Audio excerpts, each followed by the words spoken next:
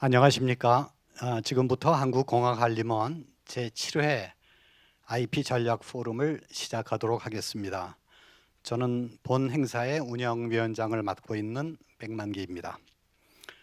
한국공학한림원에서는 지식재산 이슈에 대한 오피니언 리더들의 심도 있는 토론을 통해서 특허 친화적인 산업발전 전략을 제시하고 나아가서 대한민국의 지식재산 경쟁력을 강화하기 위해서 IP 전략 포럼을 개최하고 있습니다. 대한민국 지식재산 경쟁력 강화라는 목적을 달성하기 위하여 공학한림원 회원을 비롯한 지식재산 전문가 20인으로 구성된 전략연구회가 중심이 돼서 지금 정책 연구를 수행하고 있습니다.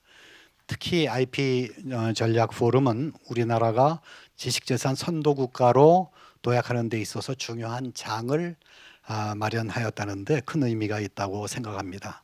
IP 전략 포럼이 대한민국 지식재산 경제의 성장판을 자극하는 계기가 되기를 기대합니다. 오늘 포럼은 코로나19 극복, 사회적 거리두기 캠페인에 맞추어서 청중 없이 진행이 되며 전 과정이 유튜브를 통해서 생중계로 진행됩니다. 유튜브에서 한국공학한림원을 검색하시면 포럼을 시청하실 수 있고 댓글을 통해서 질문을 올려주시면 실시간으로 확인 후에 답변을 드리도록 하겠습니다. 그럼 오늘 포럼의 발제자 토론자를 소개해 드리겠습니다. 간단한 목례로 인사를 해주시면 감사하겠습니다. 먼저 오늘 발제를 해주실 고기석 한국지식재산서비스협회 회장님 나오셨습니다. 토론자를 소개하도록 하겠습니다. 김원호 한국지식재산학회 회장님 나오셨습니다. 김찬훈 나라아이넷 대표이사 회장님 나오셨습니다. 유병한 한국소프트웨어 저작권협회 회장님 나오셨습니다. 윤선영 대한변리사회 부회장님 나오셨습니다. 장석인 한국산업기술대학교 산업기술정책연구센터장님 나오셨습니다. 포럼의 일정을 간단히 말씀드리겠습니다. 오늘 포럼은 지식재산 정책 거버넌스라는 주제로 토의하는 시간을 가지려고 합니다. 여러분들 잘 아시다시피 우리나라에서 지식재산 기본법이 제정된 것이 2011년입니다. 그때 국가지식재산위원회라고 하는 국가 전체의 컨트롤 타워가 만들어졌고 또 기획단이 만들어져서 우리나라의 지식재산 정책 전체를 조감하는 여러 가지 계획들을 발표해 왔습니다. 그로부터 이제 10년이 지났습니다. 10년이 지난 후에 우리가 앞으로 지식재산 정책을 어떤 구조로 끌고 나갈 것이냐 하는 그런 가버넌스의 측면에서 우리가 한번 과거를 돌아보고 앞으로의 방향을 정립하는 것은 굉장히 의미가 있을 것 같습니다.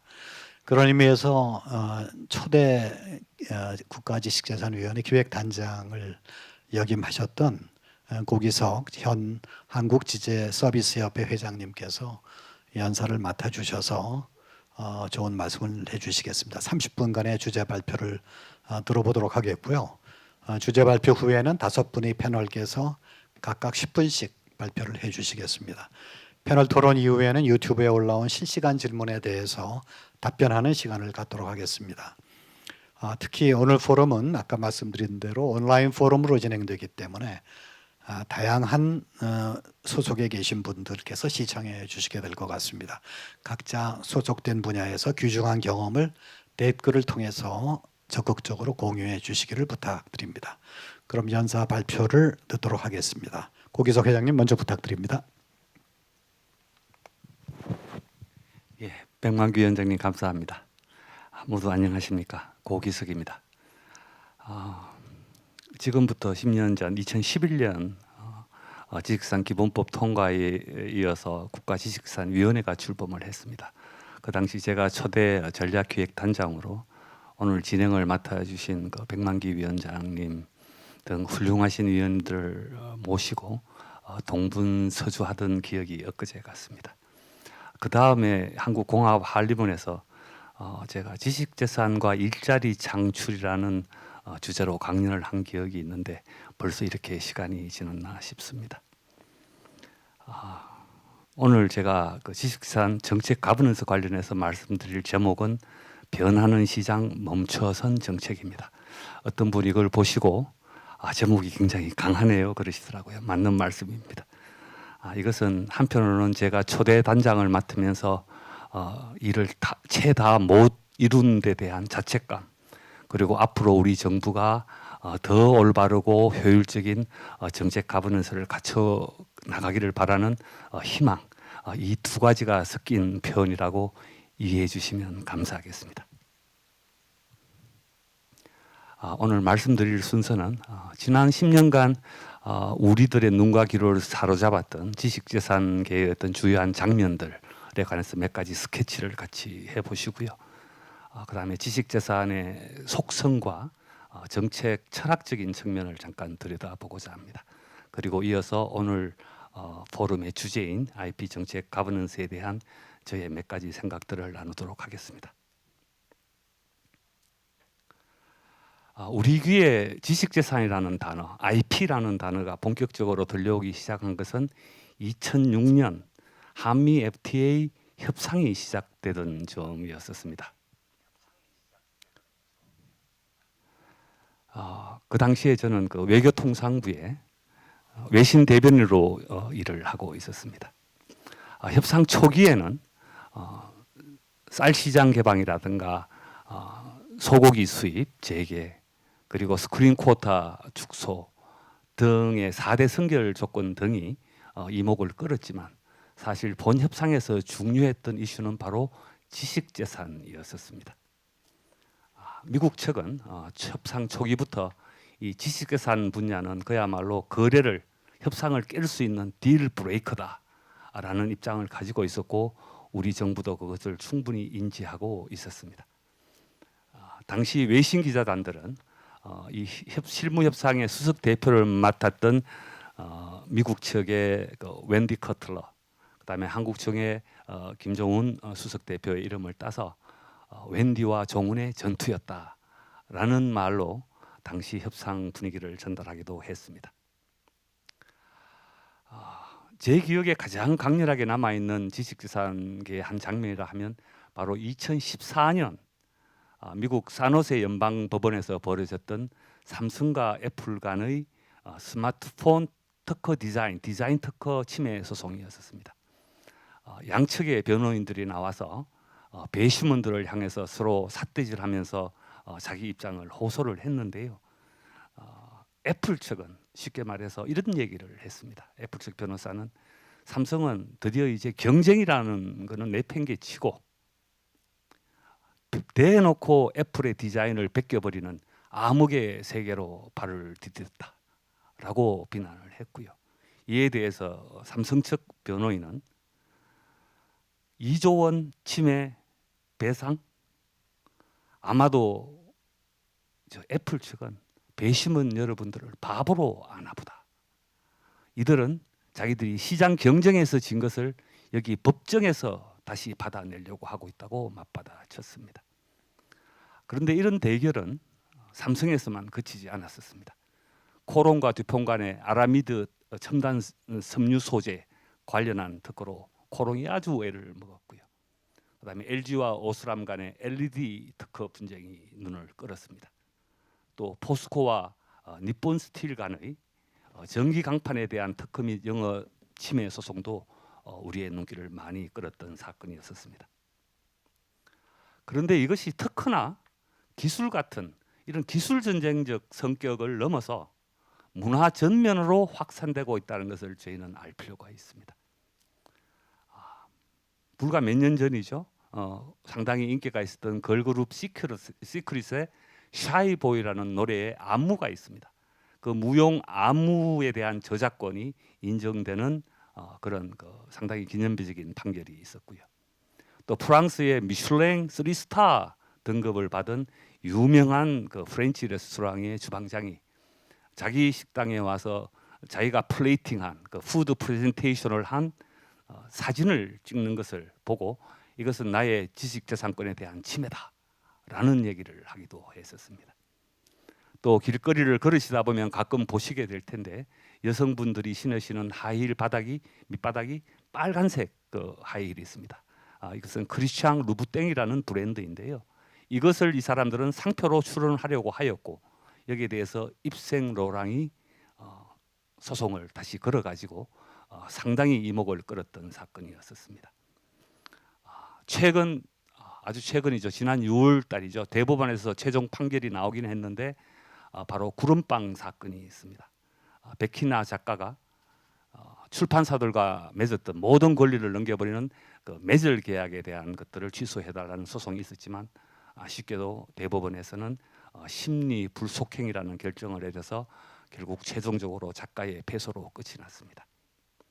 또 불과 얼마 전에는 영국의 한 사진 작가가 인도네시아의 술라웨시 섬을 여행하다가 한 원숭이가 자기 카메라를 뺏어가서 나중에 찾아보니 거기에 원숭이가 셀카로 찍은 사진이 나왔습니다. 이 셀카의 저작권 문제를 놓고 재미있는 사건들도 벌어졌던 것이 불과 얼마 전입니다. 아주 최근 얘기를 하나 말씀드릴까요? 바로 지난 7월 달입니다. 미국 최초로 중국의 영사관을 폐쇄를 합니다. 휴스턴에 있는 중국 총영사관을 폐쇄합니다. 이 모든 것은 미중 갈등, 무역 분쟁, 여러 기타 정치적 갈등 속에 이루어진 조치였습니다. 그때 미국 측이 내세웠던 명분은 중국의 지식재산 침해 행위에 대한 보호 조치다라는 것이 영사관 폐쇄의 명분이었습니다.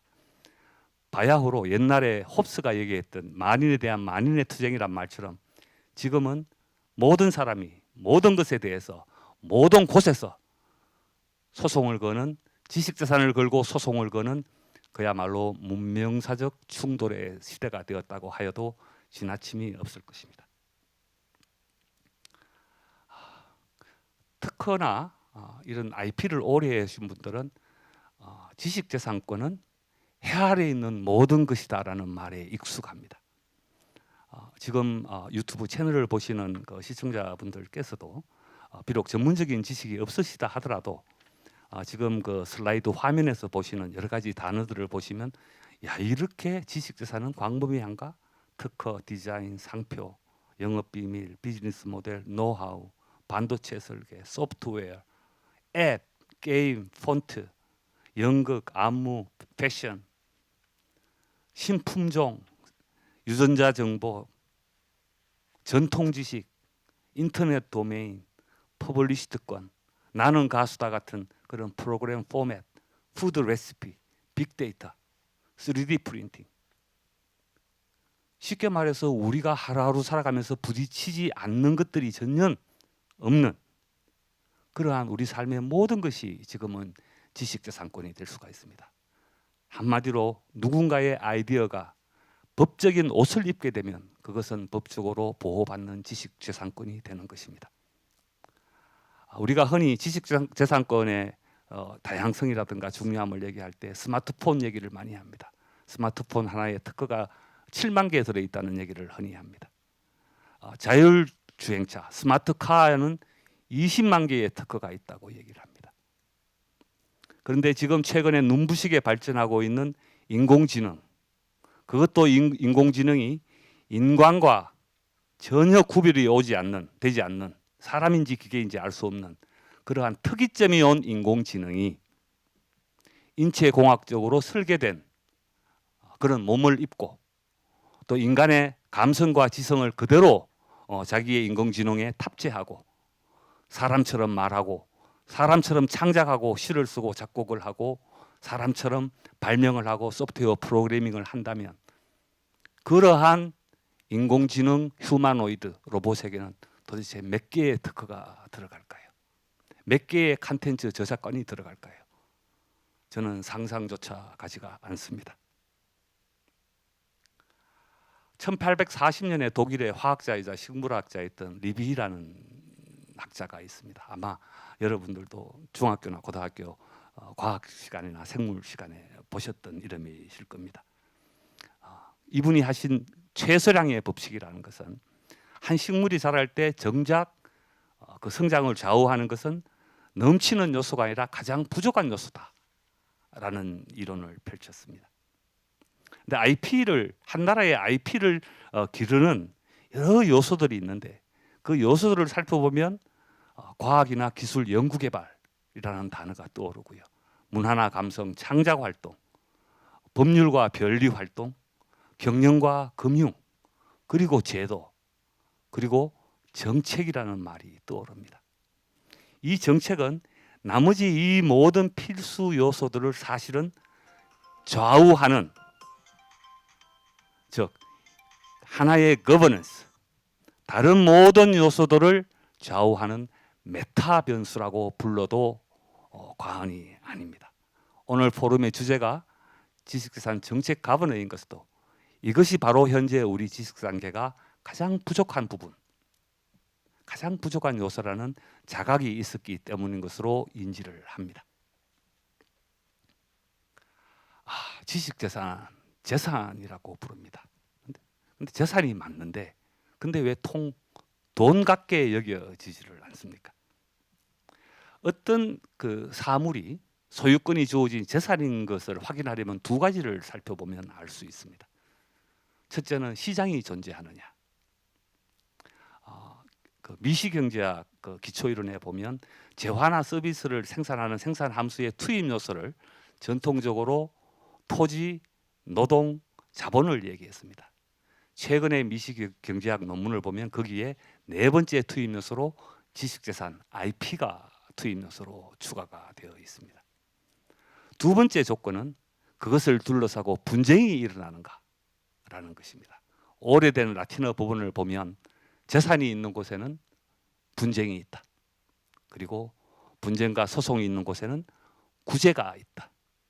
라는 오래된 라틴어 격언이 있습니다. 아까 보셨던 것처럼 지금도 매일 세계 어디선가에서는 어떠한 지식재산권을 놓고 소송과 분쟁, 다툼이 벌어지고 있습니다. 따라서 이 두 가지 조건을 모두 만족하는 지식재산은 분명히 재산이 맞습니다. 그런데 왜 그렇게 느껴지지 않을까요? 지식재산은 정신노동의 산물입니다. 그래서 그 결과물도 무형의 재산입니다. 분명히 무형의 사유재산입니다.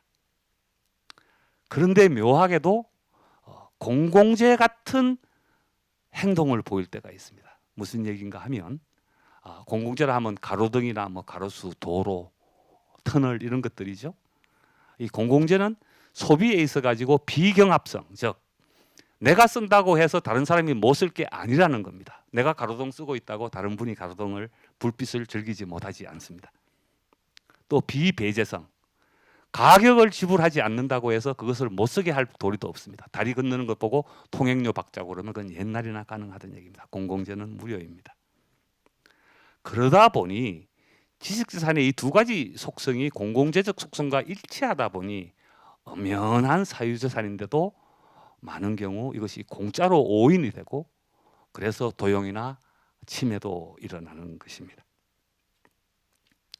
자, 분명히 지식재산은 재산이 맞고 돈이 맞습니다. 그런데 또 그게 다는 아닙니다.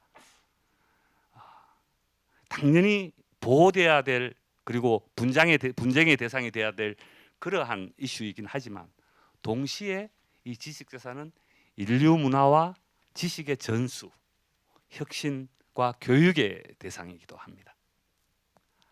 두 분의 그 말씀을 제가 인용하고자 합니다. 우연히도 두 분 다 사과와 깊은 연관이 있습니다. 애플을 창립했던 스티브 잡스, 지금은 돌아가셨죠. 이분이 남긴 유명한 말 중에 만약 지식재산에 대한 보호가 사라진다면 이 세상에서 창의적인 기업들은 모두 사라질 것이다 라고 했습니다.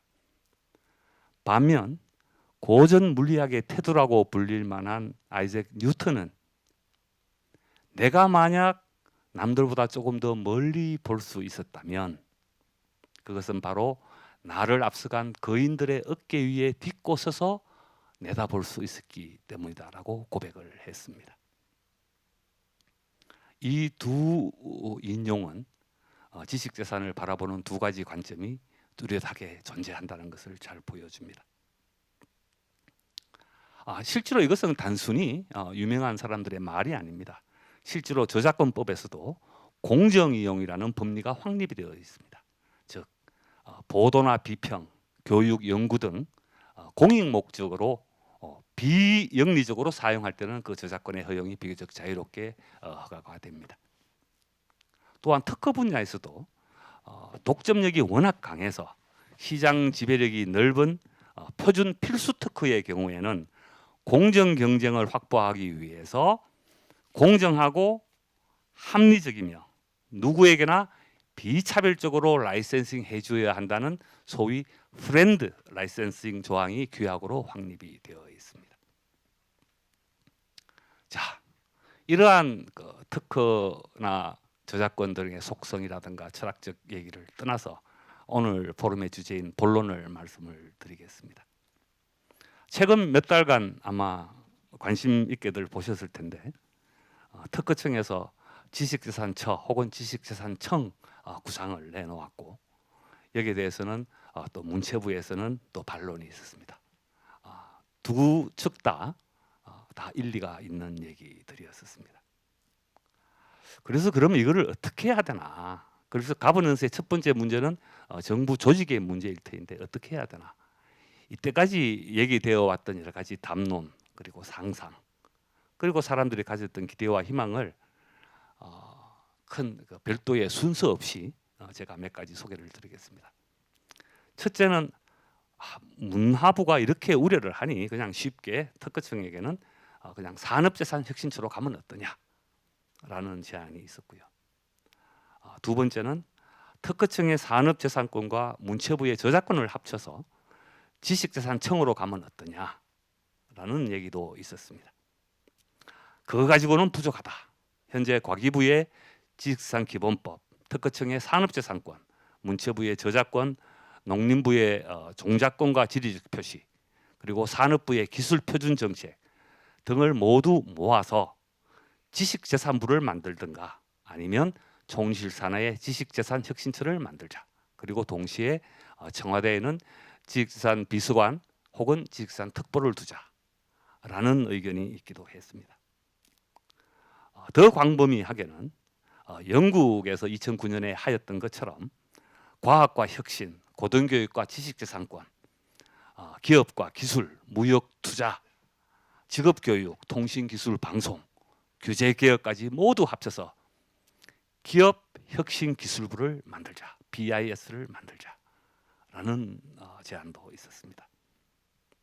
또 일부에서는 복잡하게 하려면 힘드니 그냥 현재 과기부 산하에 있는 국가지식재산위원회의 사무처인 전략기획단을 당초처럼 국무총리실로 다시 이관을 하되 기획단 체제에서 지식재산 전략기획실로 정규조직화하면 어떻겠느냐라는 제안도 있습니다.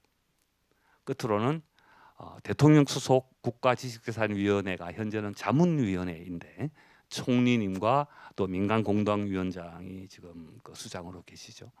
이것을 자문위회적 성격을 벗어나서 방통위나 공정위, 금융위처럼 심의 의결 기능이 있는, 쉽게 말해서 부처적 기능을 할 수 있는 행정위원회로 개편하자는 아이디어도 있습니다. 여기서 잠시 멈춰서 생각해 볼 필요가 있습니다. 그 IP 정책 가버넌스가 단순히 조직만 바꾸면 해결되는 것일까? 지금 당장을 살펴보더라도 현재 주어진 권한을 제대로 쓰지 못하는 그 조정 기능의 아쉬움이 있습니다. 당장 국무총리께서 주재하시는 지식재산위원회와 또 총리실의 국정현안점검조정회가 있는데 미국 격언처럼 눈에서 멀어지면 마음에서 멀어진다고 하나요? 총리님은 아무래도 지재위보다는 국정현안점검조정회의에 더 자주 오셔서 주재를 하시고 그러다 보니 정부위원 부처의 장차관들도 그쪽에 참석률이 높습니다. 그러다 보니 좀 무게감 있는 안건들도 지식재산 관련 안건임에도 불구하고 지재위보다는 국정현안점검조정회의로 올라가는 경우가 가끔 있습니다. 그 외에 지식재산 투자나 재원 배분 및 평가 기능을 지재위가 가지고 있음에도 그 실효성이 여전히 부족하고 또 현장 점검 기능도 조금 결여되어 있습니다. 물론 지난 3월 출범한 제5기 지재위에서는 두어 달 전에 인공지능 지식산 특위를 구성해서 운영하고 있는데 이런 것은 매우 시의적절하고 높이 살만한 그런 일이라고 봅니다. 또한 통합 기능에서 좀 아쉬움이 있습니다. 지식재산 정부위원회 정부위원 부처가 총 13개인데 당연히 들어갔어야 될 법무부나 금융위가 누락되어 있습니다. 또 국내 최대의 민관 협력 네트워크인 국가지식 네트워크가 과거에 비해서 좀 바텀업 방식의 정책 모니터링이나 제안, 피드백 기능도 좀 미약해져 있는 것도 아쉬운 측면입니다. 그래서 그러면 이런 것들을 골고루 고려하면서 지식재산 정책 가버넌스를 어떻게 가져가야 할 것인가? 저는 결국 그 요체는 올바른 그릇에 올바른 내용을 담는 것이라고 봅니다. 물론 이상론에 치우쳐서 현실의 벽을 넘지 못하는 우는 피해야 될 것입니다. 제가 경험을 통해서 얻은 7가지의 어떤 지향점이라고 할까요? 그것을 간략히 말씀을 드리겠습니다. 첫째는 명실상부하게 저작권, 산업재산권, 신지식재산권 등을 모두 포괄하는 통합적 행정 조직이 만들어져야 된다. 두 번째는 단순한 저작권 행정이나 특허 행정을 넘어서서 정책과 행정, 시장과 경영, 과학과 기술, 인문과 예술에 대한 철학적 토대를 단단히 갖춘 조직이 되어야 한다. 세 번째는 경제, 산업 등 지능 보호의 기능과 문화, 교육 등 전수 확산의 기능이 동등하게 공존하여야 한다. 네 번째, 지식재산 관련된 글로벌 스탠다드에 잘 부합하면서도 현재 국내 시장의 특수성에 대한 맞춤형 정책이 동시적으로 접근되어야 한다. 다섯 번째, 실체적 진실을 찾는 분쟁 해결 제도가 마련되어야 한다. 이 관련해서는 예를 들면 현재 그 변리사분들의 특허 침해 소송 참여가 허용이 되지 않고 있습니다. 실체적 진실을 찾기 위해서라면 누구를 찾아가서라도 누구를 법정에 불러서라도 목소리를 듣는 것이 옳은 일이 될 것입니다.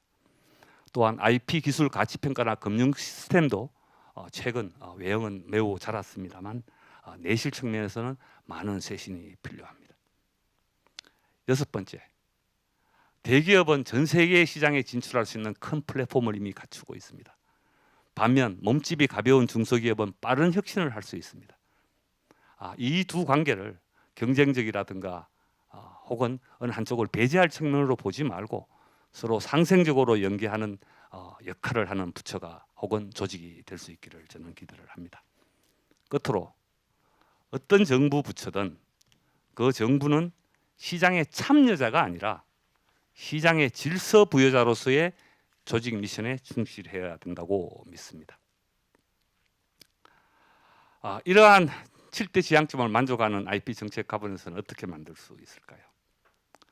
저도 사실 문제가 무엇인지 어떤 방향이어야 하는지 정도는 겨우 아는 정도입니다. 현명한 대답은 오늘 여기 와주신 전문가 패널분들, 또 법과 제도가 바뀌면 이런저런 영향을 받으실 수밖에 없는 기업인들, 어쩌면 오늘 이 유튜브 채널을 보고 계실지도 모르는 정부 정책 책임자나 국회의원분들, 그리고 좋건 싫건 이제는 일상의 일부분으로 지식재산과 함께 살아갈 수밖에 없는 우리 국민들께서 널리 지혜를 모아주셔야 될 일입니다. 굉장히 어려운 일입니다. 지난 10여 년간 계속 목소리를 외쳤지만 아직 우리가 기대하던 그러한 지식재산 정책 가버넌스는 마련되지 못했습니다. 그런데 만약 어렵고 시간이 걸려서 포기해야 된다면 우리가 가장 먼저 포기해야 될 일은 뭘까요? 제가 몇 년 전 다른 포럼에서 이렇게 얘기를 했던 기억이 납니다. 어렵고 시간이 걸려서 포기해야 된다면 당장 아이 낳아 기르는 일부터 포기해야 되지 않겠느냐. 이 일은 우리가 결코 포기할 수 없는 일입니다. 이것은 2011년 7월 8월경 제가 초대 지식재산 전략기획단장으로 부임할 때 밤에 곰곰이 지식재산의 가치, 우리 국민과 우리 국가에 우리 지식재산이 보태줄 수 있는 가치는 그 경로는 어떻게 될까라는 걸 고민하다가 밤중에 간단히 스케치해 보았던 그림입니다. 벌써 10년째 낡은 그림인데 아직도 저것을 다 저는 이루지 못해서 아쉬움이 있습니다. 앞으로 다음 세대들이 또 다음 정부가 이 바로 사람의 창의성, 지성, 감성, 우리의 두터운 과학기술과 문화예술의 두터운 그 층, 이런 것들을 늘 잊지 말고 앞으로 우리 남은 21세기에는 우리나라가 세계에서 지식재산을 명실상부하게 앞서서 이끌고 가는 그러한 나라가 될 수 있기를 기대하면서 오늘 제 발표는 마치도록 하겠습니다. 이렇게 두서없이 말씀드렸지만 경청해 주셔서 무척 감사합니다. 고맙습니다. 네, 고기석 회장님 발표 감사드립니다. 이어서 패널 토론을 시작하겠습니다. 먼저 김원호 한국지식재산학회 회장님께서 발표해 주시겠습니다.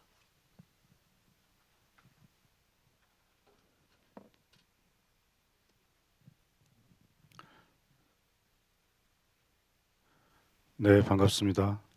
네, 방금 소개받은 한국지식자산학회 회장을 맡고 있는 김원호 교수입니다. 오늘 초대 CJ의 IP 전략기획단장을 역임하셨던 우리 고기석 회장님의 아주 심도 있는 고뇌찬 그런 발표는 아주 잘 들었고요. 저는 간략히 그 토론 포인트를 세 가지 관점에서 좀 접근해서 말씀을 드리고 싶습니다.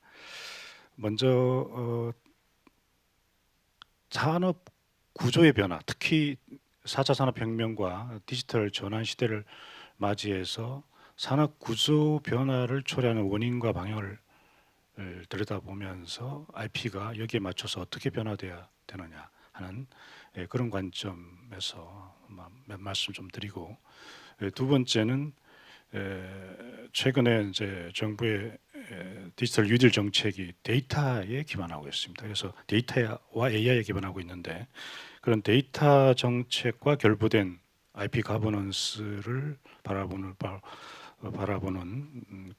그런 관점에서 관리 체제와 정부 조직을 어떻게 좀 가져가는 것이 좋겠는가 하는 관점을 좀 들여다볼 거고요. 세 번째는 발제자께서 말씀하신 리비의 그 취약점, 최소량의 법칙에 따라서 과거에 우리 취약점은 무엇이었는데 무엇이었냐 하면, 저는 그 소송 권리 구제 쪽에 하고 정급 편제 문제가 아주 심각한 문제가 있었다라고 봅니다. 그것이 다행스럽게 지난해 개선이 많이 됐습니다. 그럼에도 불구하고 그럼 이 시점에서 무엇이 가장 더 취약점으로 남아 있는가, 이런 것도 한번 짚어보고 그걸 중심으로 한 몇 말씀을 좀 드리려고 합니다. 거기에 앞서서 먼저 발전에 대한 공감과 첨언을 간단히 말씀드리면, 오늘 말씀하셨듯이 IP 정책 실현의 변수와 영원한 숙제, 이거는 권리 보호와 공정한 이용의 도모, 그 다음에 프로페이턴트 정책과 오픈 소스나 지식 공유, 그 다음에 후발 주자가 부당 편성하는 것에 대한 어떤 통제하고 선행 권리자가 권리 남용을 통제하는 것, 이런 것에 대한 어떤 균형과 조화, 밸런스를 유지하는 것 참 힘든 일이지만 영원한 숙제라고 생각이 됩니다. 그리고 그동안 지제위에서도 IP 분쟁 해결을 개선을 위한 여러 노력을 해왔는데, 그 개선점 말씀해 주신 거 공감하고요. 그다음에 최소량 법칙에 따른 향후 기대, 그런 말씀도 공감하는 점이 있습니다. CJ 위상 회복과 조정 기능 부분은 다른 패널 부분께서 아주 자세히 하기 때문에 저는 스킵하고 넘어가도록 하겠습니다. 그럼 산업 구조 관련해서 현재 정부가 펼치고 있는 디지털 뉴딜 정책의 큰 밑그림을 들여다보면 그 베이스는 디지털 전환에 있다고 봐집니다. 그래서 저 데이터 댐 그림 보이시죠? 그래서 다양하게 데이터를 수집하고 그것을 유통시킬 수 있는 그런 5G의 채널 통신망을 구축해서 이것을 스마트 공정 과정에 적용하면 스마트 팩토리가 되는 거고요, 그죠? 그 다음에 의료 인프라에 적용하면 스마트 의료를 구축하고, 정부 조직에 적용하면 지능형 정부를 만들 수 있고, 그 다음에 SOC의 디지털화, 기타 디지털 트윈을 통해서 쉽게 어떤 그 실물을 가상화시켜서 시뮬레이션 할 수 있는 그런 기능들이 우리 앞으로 우리 미래의 혁신을 가져올 거라고 봐집니다. 여기와 관련해서 여러 가지 방향 질문을 드릴 수 있는데 이 중에서 두 가지에 대해서만 제가 조금 들여다보겠습니다. 첫 번째는 디지털 전환에 따른 그런 IP의 고유 이슈는 무엇인가 하는 거하고 그동안의 제조 방식이 디지털 제조 방식으로 저는 바뀌어가고 있다라고 생각이 드는데 그에 따른 IP 고유 이슈는 무언가 하는 이 두 가지 점들만 좀 더 들여다 보도록 하겠습니다. 먼저 디지털 전환에 따른 이슈는 저는 네 가지 관점이 등장할 수 있다는 생각이 됩니다. 첫 번째는 새로운 BM이 등장할 수 있습니다. 등장하고 있습니다. 실제 상품과 서비스 제공 방식이 변화하고 있기 때문에 그리고 뭐 블록체인이나 고객 경험을 반영하는 블록체인 기반의 비즈니스는 필히 새로운 비즈니스 모델을 제시하고 있습니다. 이게 따른 BM 특허의 특허출은 격정에 급증하고 있는데 여기에 따른 어떤 대책 상당히 높은 특허율을 유지하는 게 바람직한가? 과연 과거의 심사 기준으로 갖고 있던 그런 심사 BM 특허에 대한 심사 기준이 이 시대에도 그대로 유지되는 것이 바람직한가 이런 데 대한 고민이 필요하고요. 두 번째는 데이터에 기반한 혁신 지원을 위해서 데이터의 부정 이용에 대한 대책이라든가 데이터 마이닝의 저작권법 개정을 통해서 데이터 마이닝의 자유 확보를 해줘야 될 필요성이 있고요. 그다음에 특허법적 관점에서는 앞으로 데이터 구조나 데이터 세트를 특허법적으로 보호하는 과정에서 여러 가지 쟁점이 등장할 거라고 봐집니다. AI가 관여한 발명에 대한 취급과 대처 문제는 지재위에서도 특별위를 만들어서 고찰하는 만큼 앞으로 정말 많은 이슈를 제기하는 이슈이기 때문에 저는 그냥 미국도 작년에 설문조사에 들어가서 200 몇십 개의 어떤 그 리포트를 받아서 분석을 해서 이에 대한 대응을 하고 있고 EPO도 새로운 가이드라인을 마련했기 때문에 앞으로 이 여기에 대해서는 구체적으로 방향성이 좀 잡혀나가려고 봐집니다. 디지털 제조 시대에 따른 대책 이슈는 그 다음 시트에 따로 언급을 제가 했는데요. 이거는 어떤 의미냐 하면 디지털 제조라는 거는 그 유형의 3D 스캐너와 3D 데이터 파일에 의해서 3D 프린팅에 의한 그 제조가 가능하다는 겁니다. 그러다 보니까 3D 데이터 파일을 특허품을 스캐닝 해가지고 3D 데이터 파일화해서 이것을 개인이 집에서 홈 프린팅을 해서 부품도 자기 필요한 부품도 프린팅해서 바꿔 쓰고 이렇게 하는 시대가 홈 프린팅이 보편화되는 시점이 되면 가능하게 될 텐데 이렇게 향후 개인에 의한 분산된 침해가 보편화될 때 이것이 앞으로 부품 시장과 애프터 마켓에도 상당한 영향을 미칠 거라고 봐집니다. 그래서 이에 대한 대책으로 이미 특허청도 간접 침해 이슈라든가 특허의 실시 개념을 어떤 변화하는 그런 법 개정 작업을 통해서 대응하고 있지만 좀 더 면밀한 대응이 필요하다고 생각이 됩니다. 그다음에 IP 가버넌스와 관련된 이슈는 법제적 뒷받침은 아까 설명을 드렸고 제가 아까 발제자님께서 여러 가지 조직적 차원에서 IP 가버넌스에 대해서 자세한 말씀을 드렸는데 저는 데이터 정책과 결부된 IP 가버넌스 측면에서 새로운 제안을 하나 드리면 지금 현재 데이터청 신설 논의가 이렇게 되고 있습니다. 지금 여야 저기 지도자가 다 한 목소리를 내고 있고요.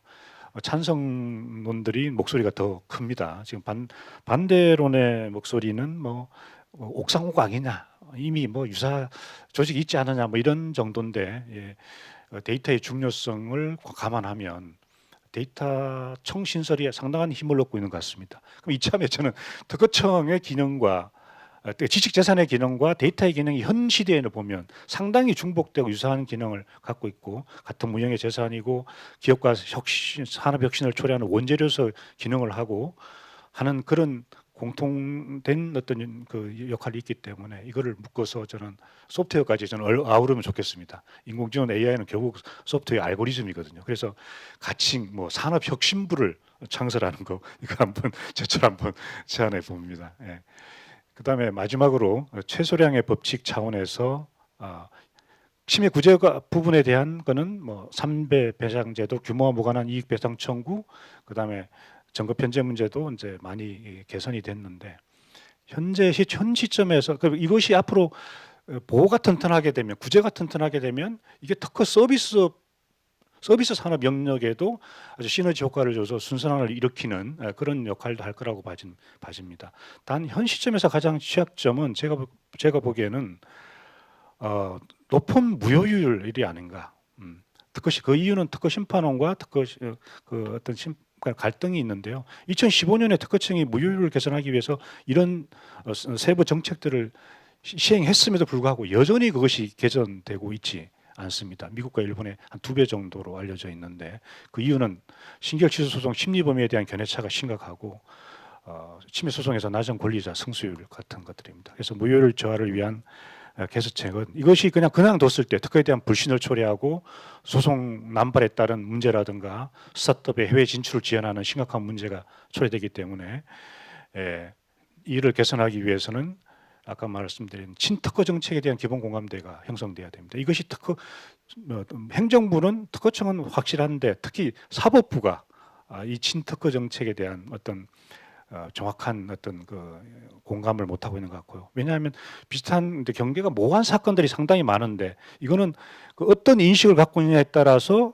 친특허 정책적 결정을 내릴 수 있고 반대 결정도 내릴 수 있기 때문입니다. 그리고 신결 취소 소송의 심리 범위에 대해서 상당한 갈등과 알력이 있었는데 이거는 미국의 절충적 그 대안이 될 수 있다고 생각이 됩니다.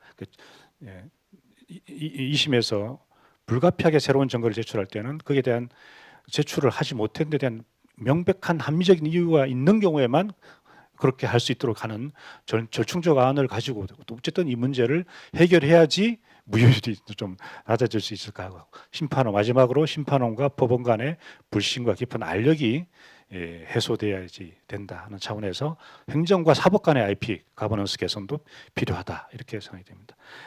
시간이 너무 부족해서요. 이것으로 제 토론을 마무리하도록 하겠습니다. 감사합니다. 네, 김원호 회장님 발표 감사드립니다.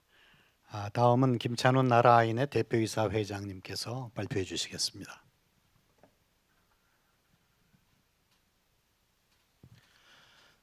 네, 방금 소개받은 김찬훈이라고 합니다. 오늘 제가 발표할 거는 국가 지식재산 전략의 혁신에 대한 건데 제목은 굉장히 거창하고 근사한데 실제 이 중에 앞으로 제가 좀 말씀드릴 거는 그냥 그동안에 제가 살면서 느껴왔던 것들 이걸 중심으로 말씀드리는 겁니다. 실제로 앞으로 말씀드릴 거는 벌써 급하게 얼마 전에 만든 그런 또는 구상한 그런 내용이 아니라 한 13, 14년 전부터 일관되게 쭉 생각해왔던 것이기 때문에 그렇게 복잡한 것도 아니고 좀 단순한 살면서 느낀 그런 거라 간단하게 말씀드릴 수 있을 거라 생각합니다.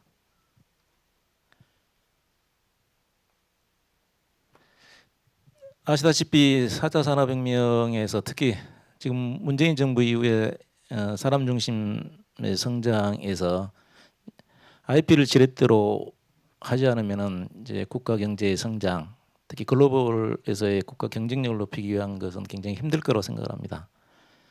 다른 많은 분들이 말씀드렸듯이 지식재산이라는 것들이 얼마나 중요한지 그럼에도 불구하고 잘 느껴지지 못하고 특히 돈이나 자산으로 느껴지지 않고 심지어는 이제 웬만하면 누구나 쓸 수 있는 그런 무엇인가로 이제 생각하고 있는 인식이 아직도 사회 저변에 많이 깔려 있는 상태고 그래서 이거를 이제 혁신하지 않으면은 앞으로 나아가기 굉장히 힘들지 않을까.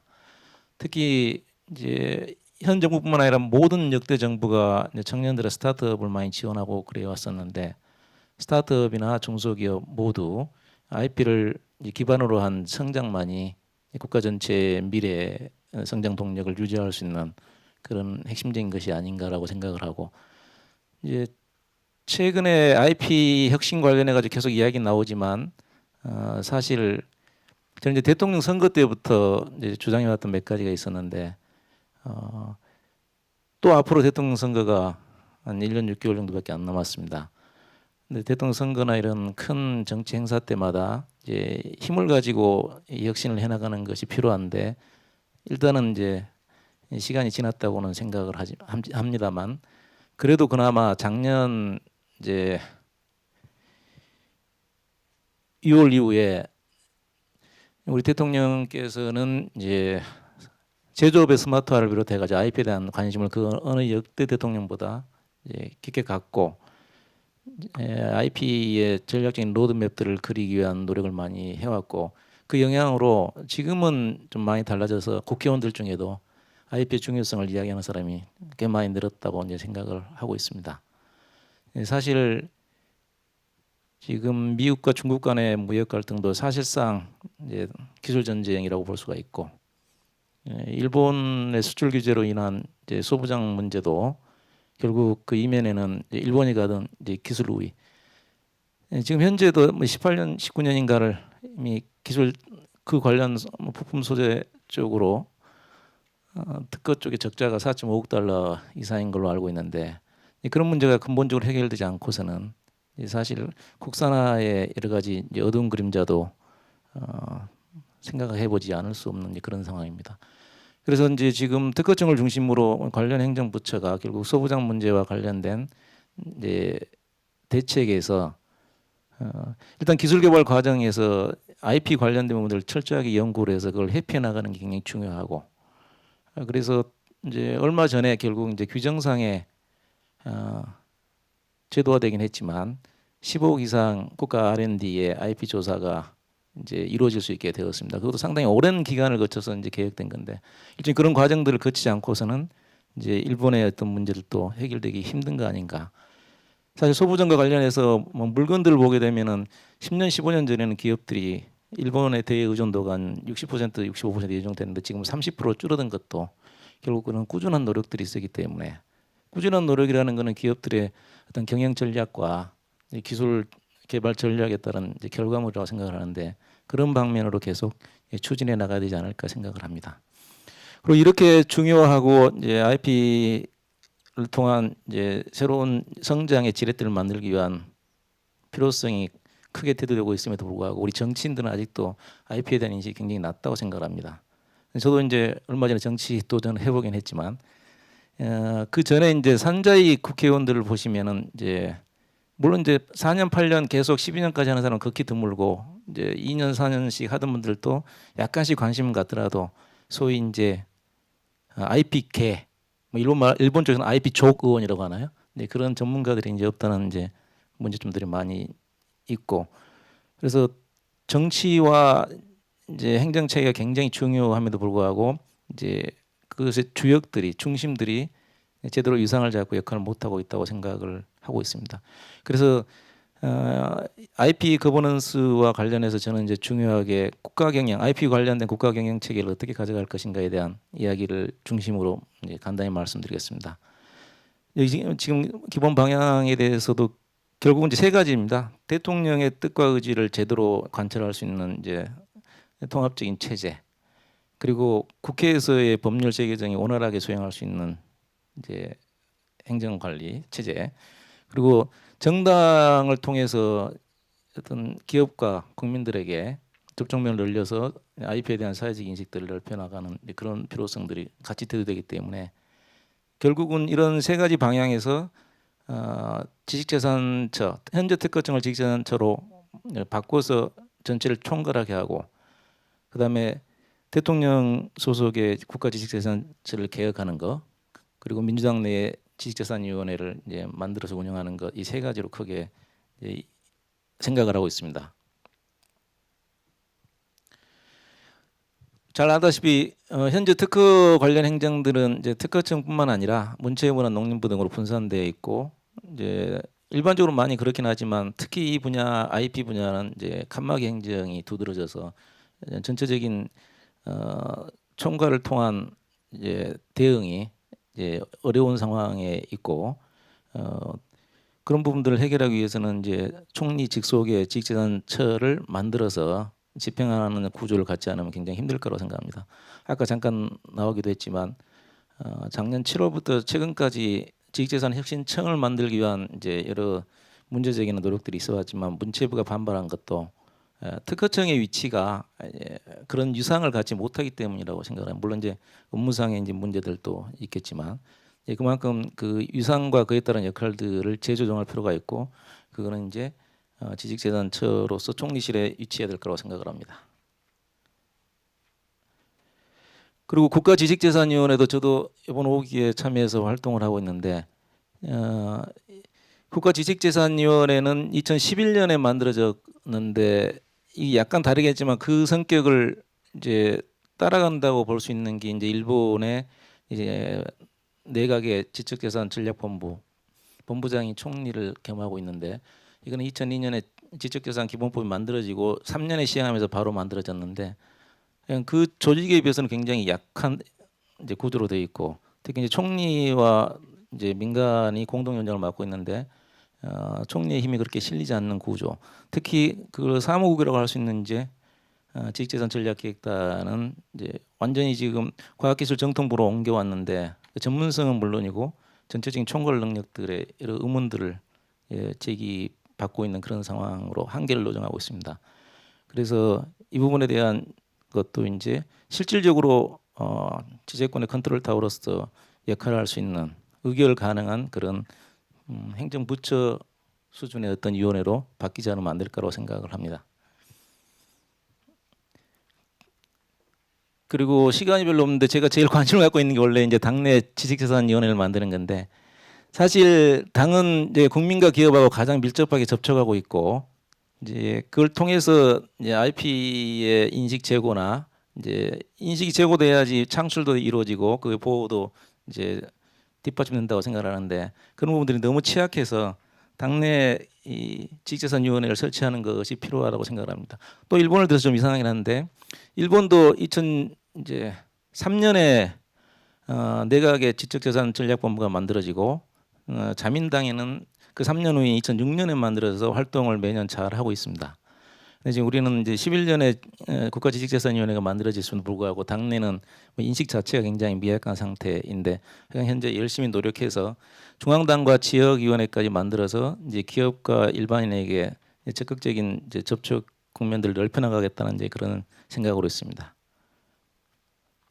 전체적인 내용들은 보면은 이제 대통령 직속의 국가지식재산위원회와 이제 지식재산처 총리 산하에 국가지식재산위원회를 실질적으로 뒷받침할 수 있는 것도 지식재산처가 돼야 될 것 같고 그리고 대통령의 뜻을 보좌할 수 있는 지식재산 비서관이나 지식재산 이제 보좌관 그리고 당의 지식재산위원회들이 전부 상설적으로 회의체를 가지고 IP 관련된 국가 경영 체제를 논의하고 전략을 수립해서 집행해 나간다면은 사회적으로 IP에 대한 인식이 높아질 뿐만 아니라 전체적으로 IP를 중심으로 한 산업화, 산업의 IP화가 빠른 시일 내에 도달해서 우리나라의 국가 경쟁을 높일 수 있을 거라고 생각을 합니다. 이상입니다. 네, 김찬훈 회장님 말씀 잘 들었습니다. 세 번째 순서는 유병한 한국소프트웨어 저작권협회 회장님께서 발표해 주시겠습니다. 네, 반갑습니다. 공학 기술을 통한 더 밝고 더 미래, 더 밝은 미래를 위해서 애쓰시는 한국공학알림원 모든 관계되시는 분들 경의를 표합니다. 그리고 이런 뜻깊은 자리에서 IP 전략에 대한 토론에 초청되고 또 참여하게 돼서 영광스럽고 기쁘게 생각합니다.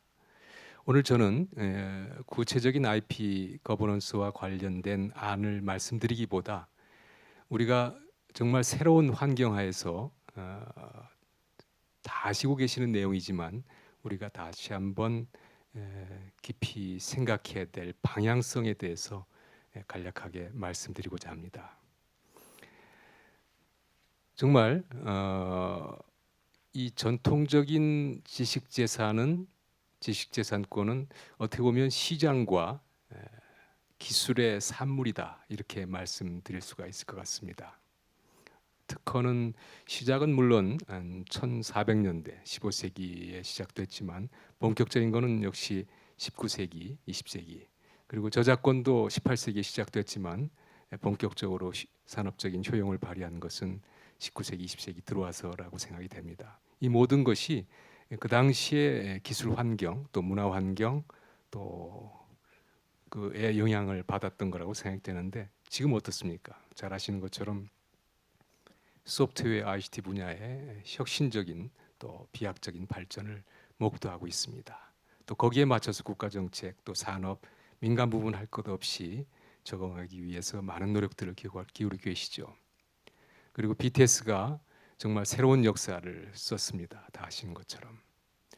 단순히 음악과 율동이 문제가 아니라 거기에 담겨 있는 철학들이 전 세계 젊은이들과 팬들에게 많은 감흥을 주고 또 문화를 전수하고 있습니다.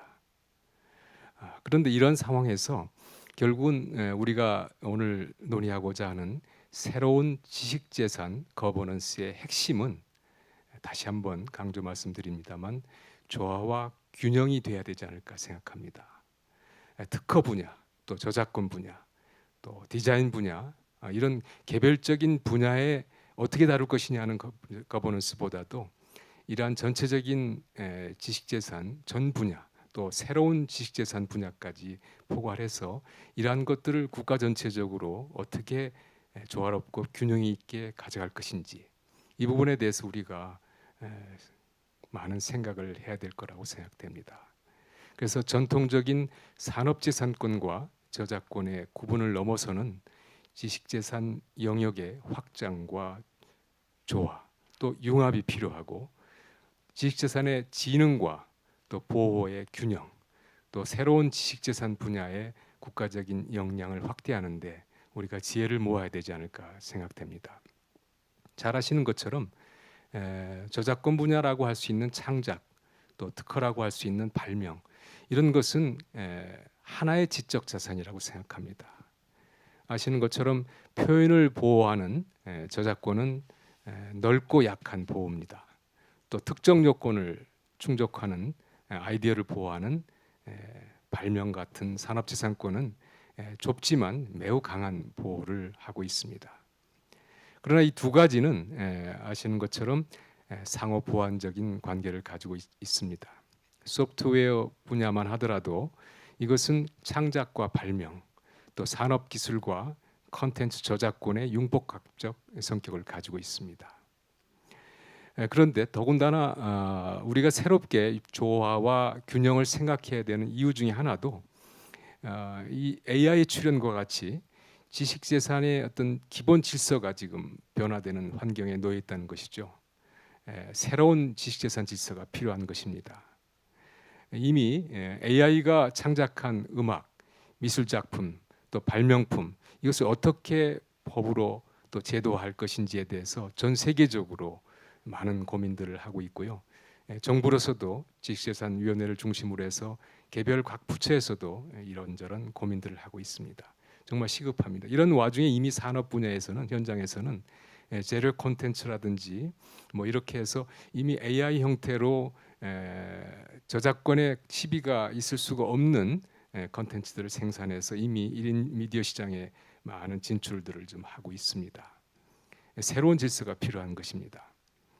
그리고 소프트웨어만 하더라도 이미 4차 산업혁명 시대의 핵심 기술이고, 또 소프트웨어 기술이 어떻게 보면 지식재산권 제도와 정책 변화의 트리거 역할을 이미 하고 있다고 할 수 있습니다.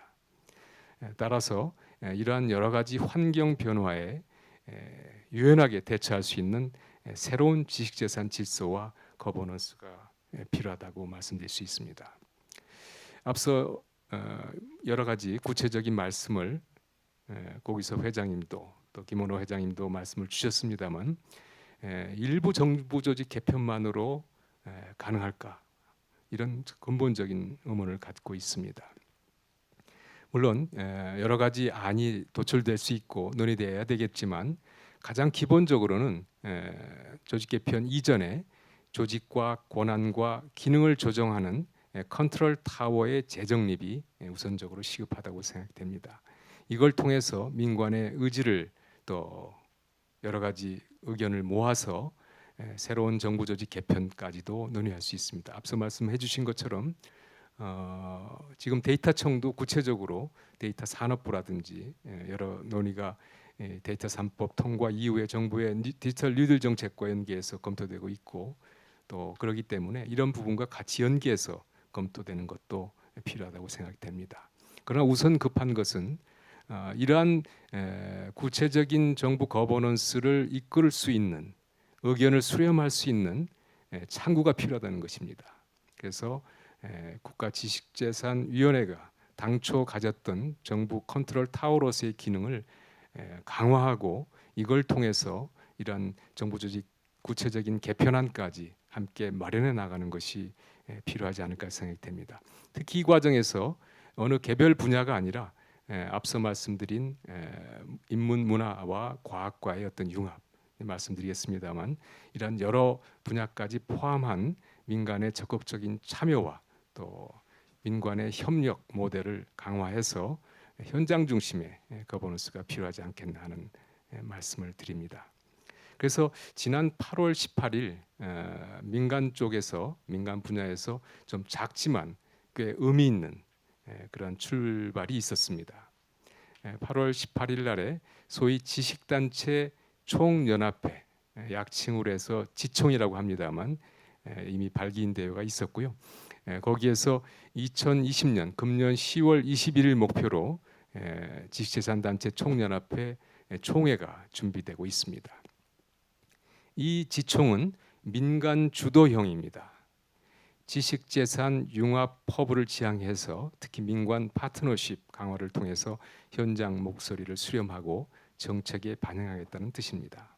그래서 500만 지식재산인의 협력과 발전을 견인하고 또 국회와 정부의 또 민간의 가교 역할을 하겠다는 목표를 가지고, 특히 이 분야에서 저희가 역점을 두고 추진하고자 하는 것은 문화예술과 과학기술의 융합조합입니다. 그래서 이걸 통해서 지식재산 1등 국가를 실현하고자 하는 것입니다. 스티브 잡스 앞서 거기서 회장님도 말씀하셨습니다만, 스티브 잡스도 여러 가지 이 인문과학과 인문 분야와 과학 분야를 융합하고 연결해서 산업을 바꾸고 새로운 여러 가지 디바이스도 만들고 시장을 바꾸어 놨습니다. 특히 이제 작지만 킨힌이라고 하는 이제 수행법이 있죠. 이 부분은 이제 불교와 힌두교가 결합된 수행 방법 중에 하나인데, 크게 원을 돌면서 걸으면서 명상을 통해서 수련하는 것이죠. 이 킨이라는 수행법을 통해서 아이팟의 스크롤도 원 형태로 돼 있지 않습니까? 지금은 사라졌지만. 그래서 이런 것도 나올 수 있었습니다. 그리고 새로운 기술과 또 애니메이션, 뭐 토이스토리라든지 또 새로운 유통시장도 만들고요. 뭐 7가지 산업의 혁신을 이루었는데, 이 분야가 다 이러한 인문과 과학기술의 융합에서 나온 것이라고 말씀드릴 수가 있습니다. 결국은 혁신의 바람은 또 소프트웨어에서 일고 있는 개방과 자율도 우리가 고려를 해야 될 거라고 생각됩니다. 이 소프트웨어야말로 지식재산의 융복합적 결정체라고 할 수 있습니다. 특히 오픈소스가 그렇습니다. 그래서 이러한 소프트웨어적 그 유연한 변화가 접목된 지식재산 정책 거버넌스가 필요하지 않나, 다시 한번 말씀드리고요. 잘 아시는 것처럼 이걸 위해서라도 우리가 이제는 분열된 또 구분화된 이 박스에서 벗어나서 이제 새로운 IP 정책 거버넌스를 위해서라도 통합하고 융합적인 사고를 통해서 정말 국가적으로 필요하고 사회적으로 유익한 새로운 IP 거버넌스 체제를 우리가 구축해야 되지 않을까 생각됩니다. 감사합니다. 네, 유병환 회장님 감사합니다. 다음은 윤선영 대한변리사회 부회장님께서 발표해 주시겠습니다. 안녕하십니까. 이런 한국공학관리원에서 주최하는 이런 수준 높은 IP 포럼에 초대해 주셔서 정말 감사합니다. 저희가 이제 사전에 패널들의 어떤 의견들을 서로 조율하거나 의논한 것이 아닌데, 제가 오늘 그 유병환 회장님의 발표를 듣고 깜짝 놀랐습니다. 저도 오늘 발표의 주제를 혁신 성장을 위한 균형과 조화의 IP 정책으로 했는데요. 그 점에 지금 발표해 주신 여러 부분에서 공감하는 부분이 많았습니다. 제가 오늘 하는 그런 세부 내용에 들어가기에 앞서서 좋은 소식을 하나 전해드리려고 합니다. 다들 보도 자료를 보셔서 아시는 분들이 많을 텐데요. 어제 오후 늦게 6시 이후였던 것 같은데 와이포 세계 지식재산협회에서 발표하기를 글로벌 혁신지수 2007년부터 이제 해마다 그 혁신 지수를 발표하고 있는데요. 저희 한국이 이제 처음으로 10위권에 진입해서 매우 고무적인 결과라고 보고 있습니다. 예, 일본은 13위, 중국이 14. 중국 어찌됐든 중국하고 일본을 앞서면서 저희가 이제 10위권에 진입을 했습니다. 이것은 작년에 이제 11위였고 한 계단 한 계단씩 그 혁신 지수가 높아져감을 볼 수 있습니다. 이 글로벌 혁신 지수는 사실 와이퍼에서 발표를 하긴 했지만 이게 무슨 지식재산권 위주로 이제 이게 순위를 매기는 것은 아니고 뭐 인프라, 뭐 인력, 뭐 시장 성 이런 것들에 대해서 종합적으로 7개 지수를 판단하는데 그 중에 하나로 지식 기술 팩터에서 이제 출원 건수가 들어가기 때문에 이제 지식재산과는 아주 무관하다고는 할 수는 없습니다. 잘 아시다시피 저희 한국이 이제 IP5에 들어가서 그 주 멤버로서 이제 각국 특허청과 활발히 협력하고 있고 그런 것들을 볼 때 우리가 IP 선진국이라는 거에는 이제 의문의 여지가 없지만 이런 혁신성에서도 세계의 이제 선도적 그룹에 들어갔다는 것은 매우 고무적이라고 생각합니다.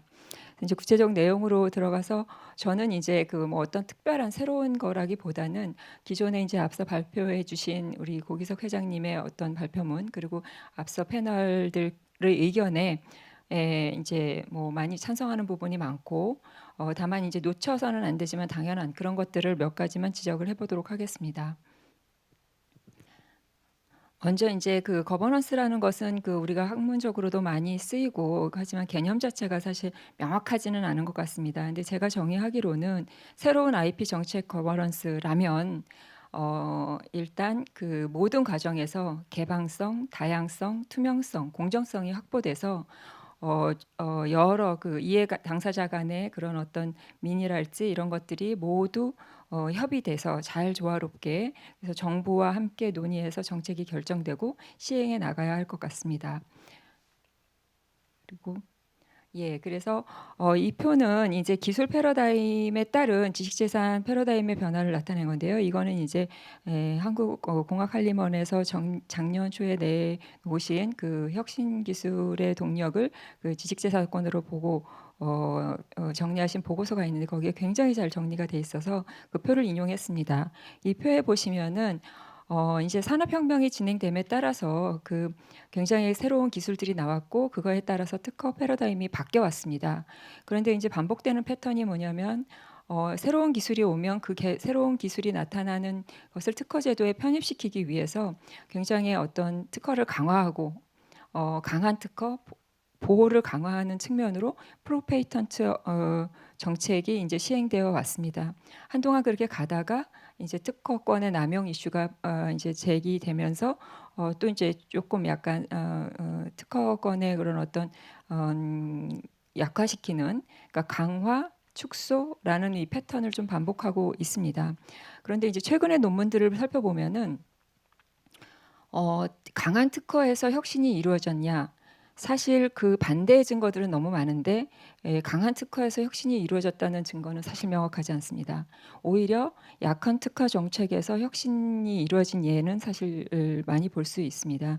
일본이 1950년대 80년대까지의 그런 어떤 약한 특허 정책 하에서 혁신을 이루었고 다른 나라도 마찬가지고 대신에 이제 어떤 미국 같은 경우에는 경쟁이 심하기 때문에 약한 특허가 어떤 혁신에 도움이 되지 않았다는 결과도 있습니다.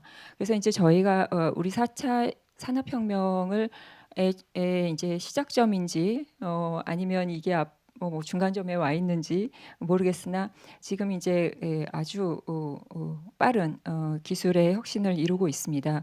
그 와중에 이 우리가 특허 정책을 어떻게 가져갈 것인가?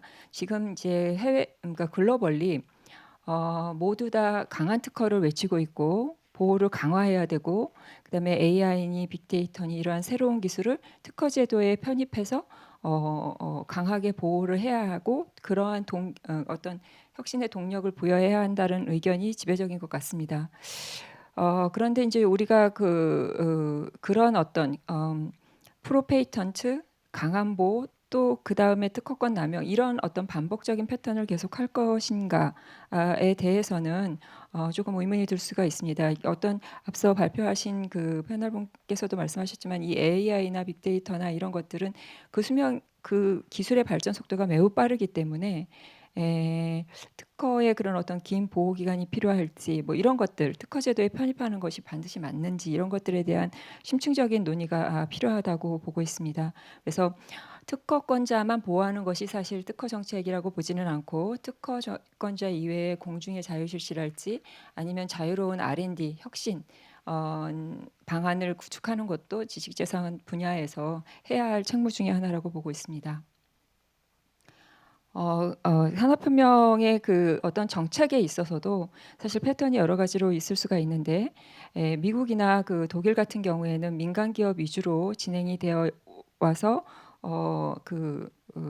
특히 4차 산업혁명 기술 분야의 발전을 이루어 왔고 일본, 중국은 특히 중국은 이제 정부 주도하에 가고 있는 것 같습니다. 한국은 어떠한가 생각해 봤을 때 지금 뭐 여러 가지 데이터들 그리고 그 정부의 굉장한 노력 이런 것들을 고려해 보면 정부 위주로 가고 있다 또는 R&D의 지원이 정부의 지원이 바람직한 방향에 있다라고는 보겠습니다. 그럼에도 불구하고 그러면 IP 정책은 어떠하냐라고 봤을 때 최근에 사실 성과를 내고 있는 여러 분야들이 있습니다. 또 제한 사항도 있습니다.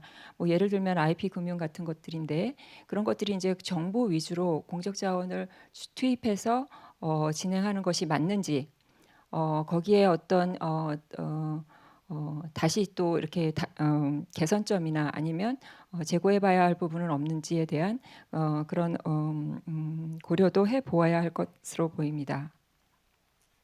기존에 이제 사실 여러 패널 분들께서도 말씀하신 이 파란색 사이클은 IP 시스템의 악순환 사이클이라고 해서 사실 박상준 심판원장님이 기고문에도 있고 여러 발표 자료에도 볼 수 있고 또 이러한 그 뭐 높은 무효율이랄지 낮은 손해배상액, 뭐 침해가 용이하다 이런 문제들을 많이 개선을 해왔습니다. 뭐 작년에 도입된 징별적 손해배상액이라든지 뭐 최근에도 여러 가지 그 혁신을 개선을 제도 개선을 위한 노력들이 있습니다. 관할 집중이랄지 뭐 디스커버리 제도를 도입하자는 논의랄지 뭐 변리사 소송 대리권을 인정해야 한다는 논의 그다음에 뭐 IP 금융 체계에서 IP 가치 평가에 대한 어떤 신뢰도를 확보해야 한다라는 논의 그다음에 그 IP의 그런 어떤 밸류에 대해서 지식재산 질적 향상을 위한 그런 IP 가치를 제고해야 한다. 뭐 이런 여러 가지 논의들을 통해서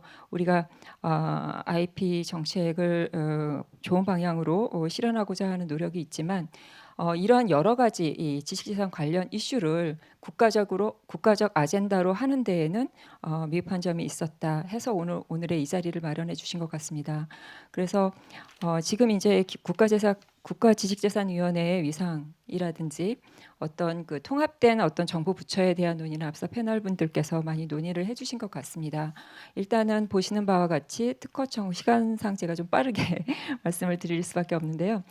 특허청이 이제 산자부 산하에서 지식재산의 대부분, 산업재산의 대부분을 담당하고 있음에도 불구하고 그 위상은 사실은 어떤 혁신적인 어떤 제도를 운영하기에 역부족일 구조를 가지고 있다고 보여집니다. 또한 지식재산 관련한 정책들이 여러 부처에 분산되어 있기 때문에 또는 어떠한 갈등으로 문체부와의 협력 뭐 이런 것들 때문에 사실 아주 그 좋은 정책들이 현실화되지 못하는 그런 문제들도 있습니다.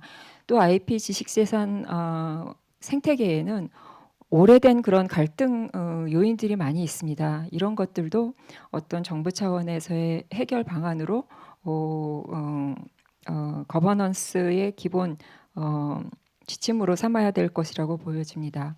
지식재산위원회 관련해서는 여러분들 패널들께서 말씀 주신 것처럼 자문 기능은 굉장히 잘 수행하고 있지만 그 이외의 기획 총괄 또는 평가, 의결 이런 기능이 없기 때문에 그 역량을 제대로 발휘하지 못하고 있다라는 지적에 저도 찬성을 합니다. 그리고 지금 이제 아까 말씀하신 지식재산 분화, 지식재산처 이런 논의들이 사실은 2017년부터 나왔던 논의들로 생각되는데 아직 현실화되지 않은 것은 어떤 부처 간 이견 때문이라고 생각하고 지금은 전향적으로 재검토해서 추진해 봐야 할 사안이라고 보고 또 이제 이게 국가적 그 지식재산이 이슈가 그 국가적 차원으로 이렇게 이슈화하기 위해서는 청와대 지식재산 비서관을 신설하는 것에 적극적으로 찬성합니다. 그래서 이제 뭐 제가 여러 가지 얘기들을 드렸지만 일단 중요한 것은 기존의 어떤 여러 가지 문제점, 갈등 해소 이런 것들을 위해서 조화와 협력을 이루고 균형을 이루어가는 IP 정책이 필요하다고 생각합니다. 감사합니다. 네, 말씀 잘 들었습니다. 오래 기다리셨는데요. 마지막으로 장석인 한국산업기술대학교 산업기술정책연구센터장님 발표해 주시기 바랍니다. 네, 방금 소개받은 한국산업기술대학의 장석인입니다. 오늘 이게 오랜 역사가 있는 IP 전략 포럼에 저는 그 특허와는 좀 거리가 먼 경제학자입니다. 그러니까 제3자 입장에서 한번 이 문제를 들여다볼 수 있도록 기회를 주셔서 감사합니다. 제 오늘 토론 요지는 그 발제에 대해서 저 나름대로 논평을 하고요. 결과적으로 이번 발제에서는 다시 한번 더 이번 주제도 됐지만 지식재산 거버넌스 재정립이 필요하다는 걸로 기결되어진다고 봅니다. 여기에 대해서 제 의견을 말씀드리고 최근 이거와 관련해서 특허청 명칭 변경에 대해서 이것도 일종의 지식재산 거버넌스가 많은 무수한 논의만 있었지 하나도 실행을 해보지 못한 이런 논의였기 때문에 그 첫걸음으로 특허청 명칭 변경을 한번 시도해보면 어떨까 하는 맥락에서 말씀드리고자 합니다. 먼저 오늘 발제 들으신 대로 우리나라 IP 정책 거버넌스의 현황과 문제점 또 새로운 여건하에서 거버넌스의 담론, 지향점에 대해서 아주 종합적이고 체계적으로 발제를 해주셨기 때문에 오늘 포럼에서 논의하기에 충분한 논거를 많이 제시해 주셨고 또 오늘 와서 보게 되니까 이 패널 토론을 통해서도 또 이 보완적으로 또 좋은 아이디어들이 충분히 많이 논의됐다고 생각을 합니다. 저는 여기로 발제 내용 중에서 다음 몇 가지 내용에 대해서 특히 주목할 필요가 있다. 그리고 더 이상은 논의가 아닌 실행 방안 마련이 기묘하다. 이제 이렇게 말씀을 드리고 싶습니다. 그래서 최근 이제 주목할 내용 중에 하나는 아까 미국의 그 휴스턴에 있는 중국 영사관을 폐쇄한 거로 대표되는 IP 보호 조치 차원에서 국가 간의 이제 이런 그 분쟁이 나타나고 있다 하는 것이고 이것이 먼 나라 일이 아니다 하는 것이죠. 또 우리는 중국과 미국과의 깊은 경제 관계를 맺고 있기 때문에 또 그 첨단 과학 기술 분야에 양쪽에 깊은 관계를 갖고 있기 때문에 이 두 국가 간의 분쟁이 저희에게도 또 영향을 미칠 수가 있다. 이런 부분에 대해서 선제적 전략 대응을 할 필요가 있지 않느냐.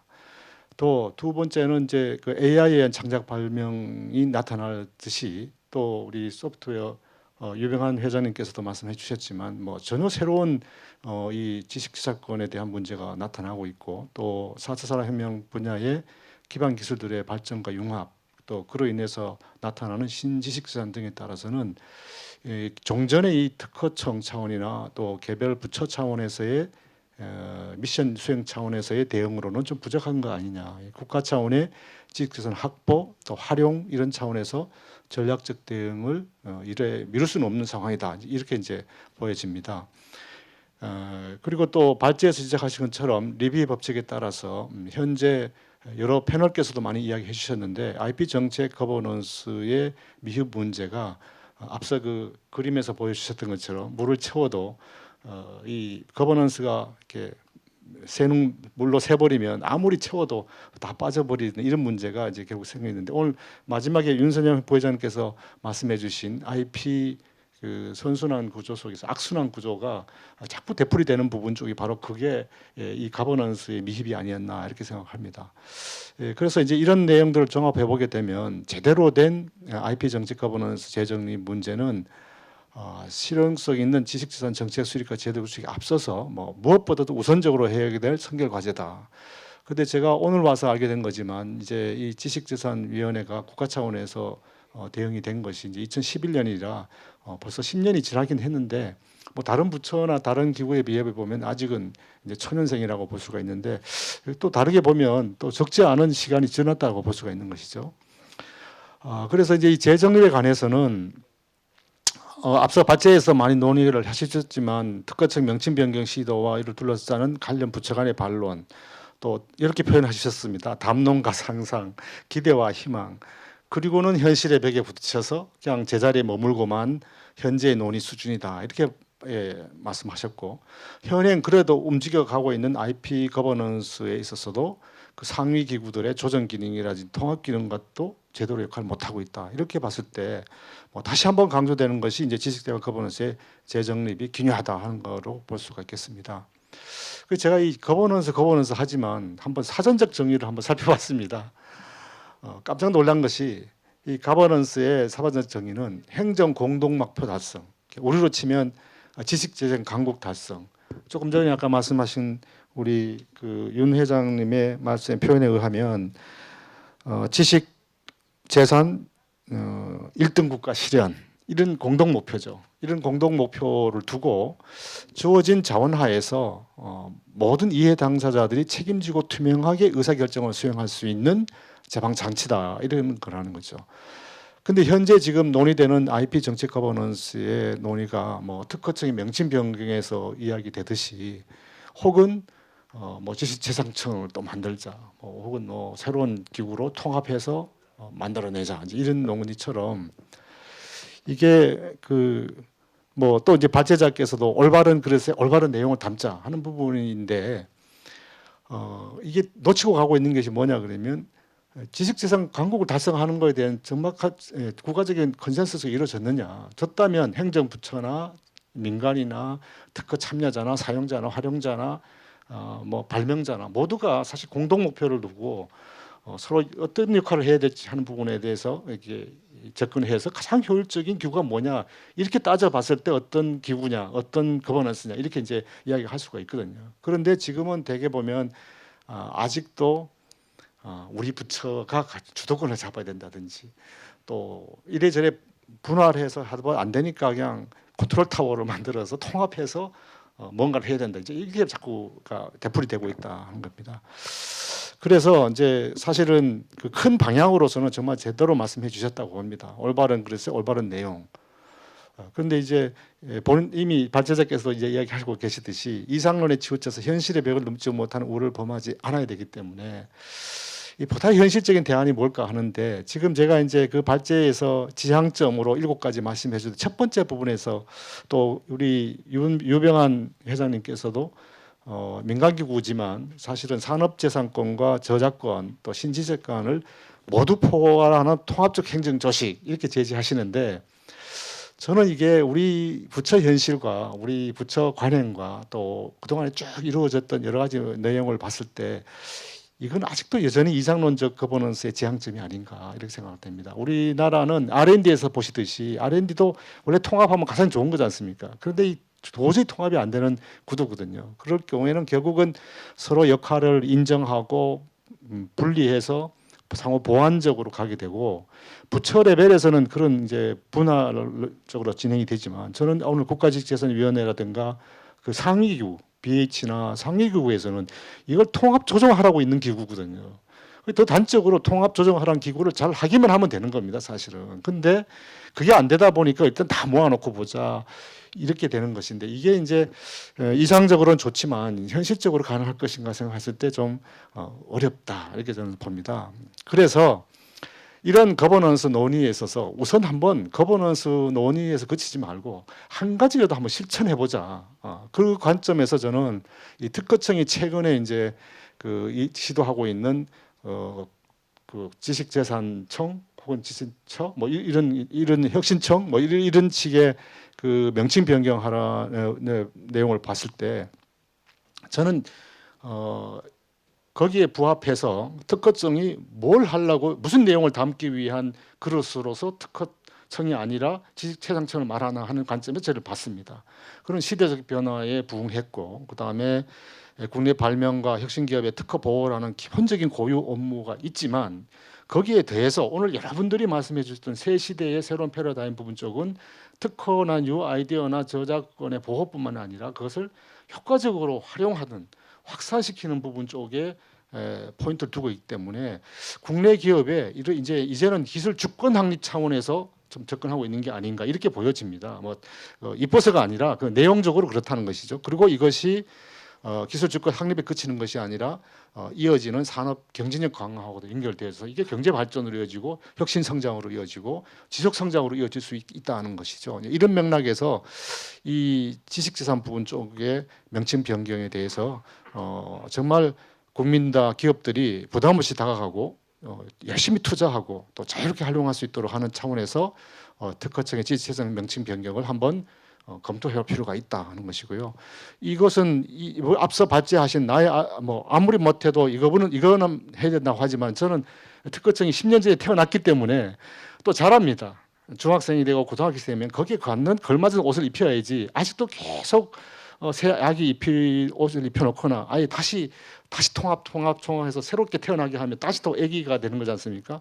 이런 걸 대표를 할 때는 아니다. 그리고 마지막 발제 결론에서 제시하신 IP 밸류 패스의 그림을 보더라도 그 상위에 그 뉴 아이디어나 뉴를 보호하는 측면이 있고 아래쪽에 보시면 쉐어해야 되고 보호해야 되고 생산으로 연결해야 되고 그런 내용들이 있습니다. 이 내용을 다 포괄하기 위해서라도 이제 특허청은 너무 특허만 다루고 있다는 인식을 주고 있기 때문에 지식재산 강국을 실현하고 도시 강국을 지향하는 마당에서는 일단 이것을 관장하는 핵심 부서로서는 특허청을 우선 지식재산청으로 바꿔놓고 지식재산청이 지금 여러 가지 제기된 문제 아까 말씀하신 지식재산 관련해 가지고 여러 악순환 부분에 고리해서 있는 문제점을 해결하고 그 과정에서 이 현재 있는 부서 국무조정실과 행안부는 이 부처 간 혼선 문제가 생긴다고 반론하는 부분은 조정해 주셔야죠. 그거 하라고 있는 부서인데 그 다음에 그 지금 실질적인 국가재산 재원회는 그 위상과 실질적 권한 강화는 다 의견이 일치했습니다.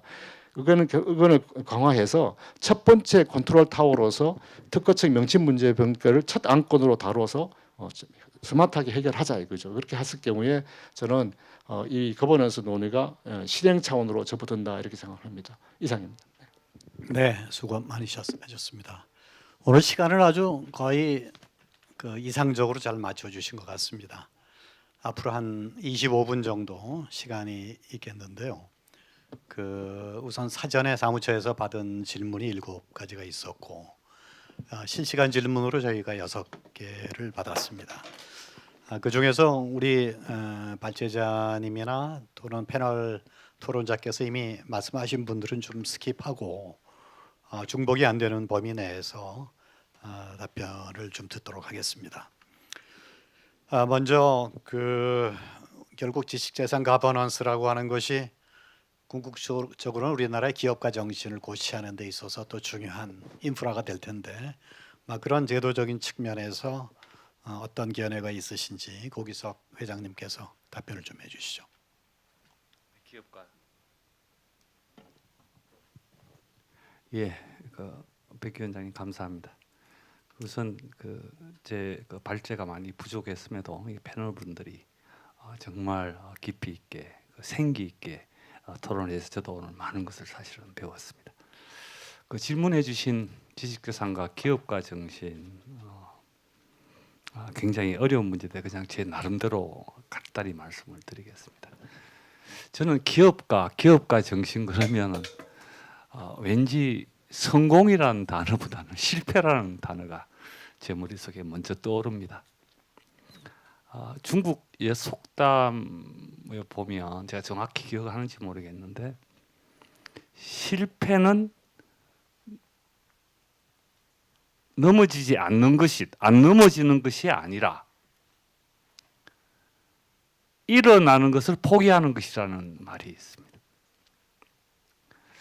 그래서 결국은 기업가 정신이라는 것은 특히 지식재산을 가지고 시장에 뛰어들어서 창업을 하고 스타트업을 만들고 자본을나 금융을 투자 유치를 하고 이 과정은 끊임없는 사실은 실패와 좌절의 연속입니다.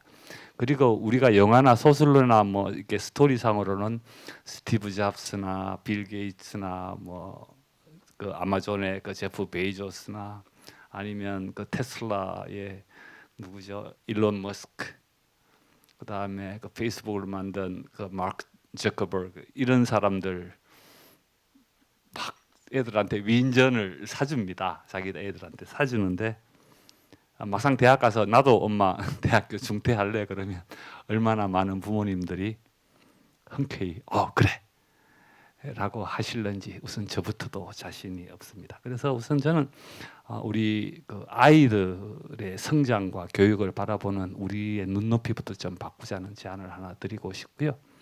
그다음에 아까 질문하신 거에 좀 직접적으로 말씀드리자면 실패의 연속이기 때문에 좀 실패를 용인하는 사회, 한 번 실패하고 나면 신용불량자가 되지 않도록 좀 사회적으로 그걸 좀 면제를 해주고 유예해주는 관용 있는 사회가 좀 형성이 됐으면 합니다.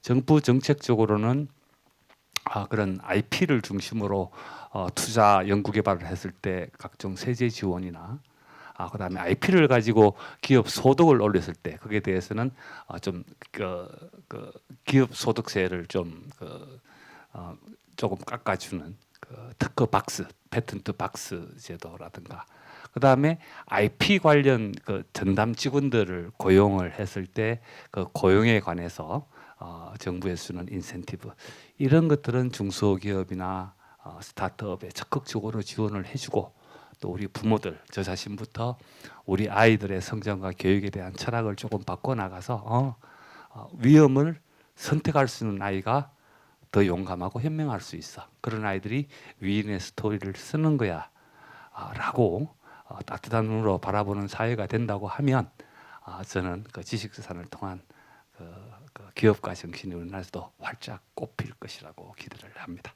네, 감사합니다. 오늘 한국형 뉴딜 정책에 대한 여러 가지 논의가 있었습니다. 지식재산 관점에서 사실 별로 언급이 안 된 정책이기 때문에 저희 입장에서 조금 아쉬울 수도 있는 측면이 있을 것 같은데요. 거기에 대한 견해를 유병한 회장님께서 좀 말씀해 주시죠. 네, 바로 지금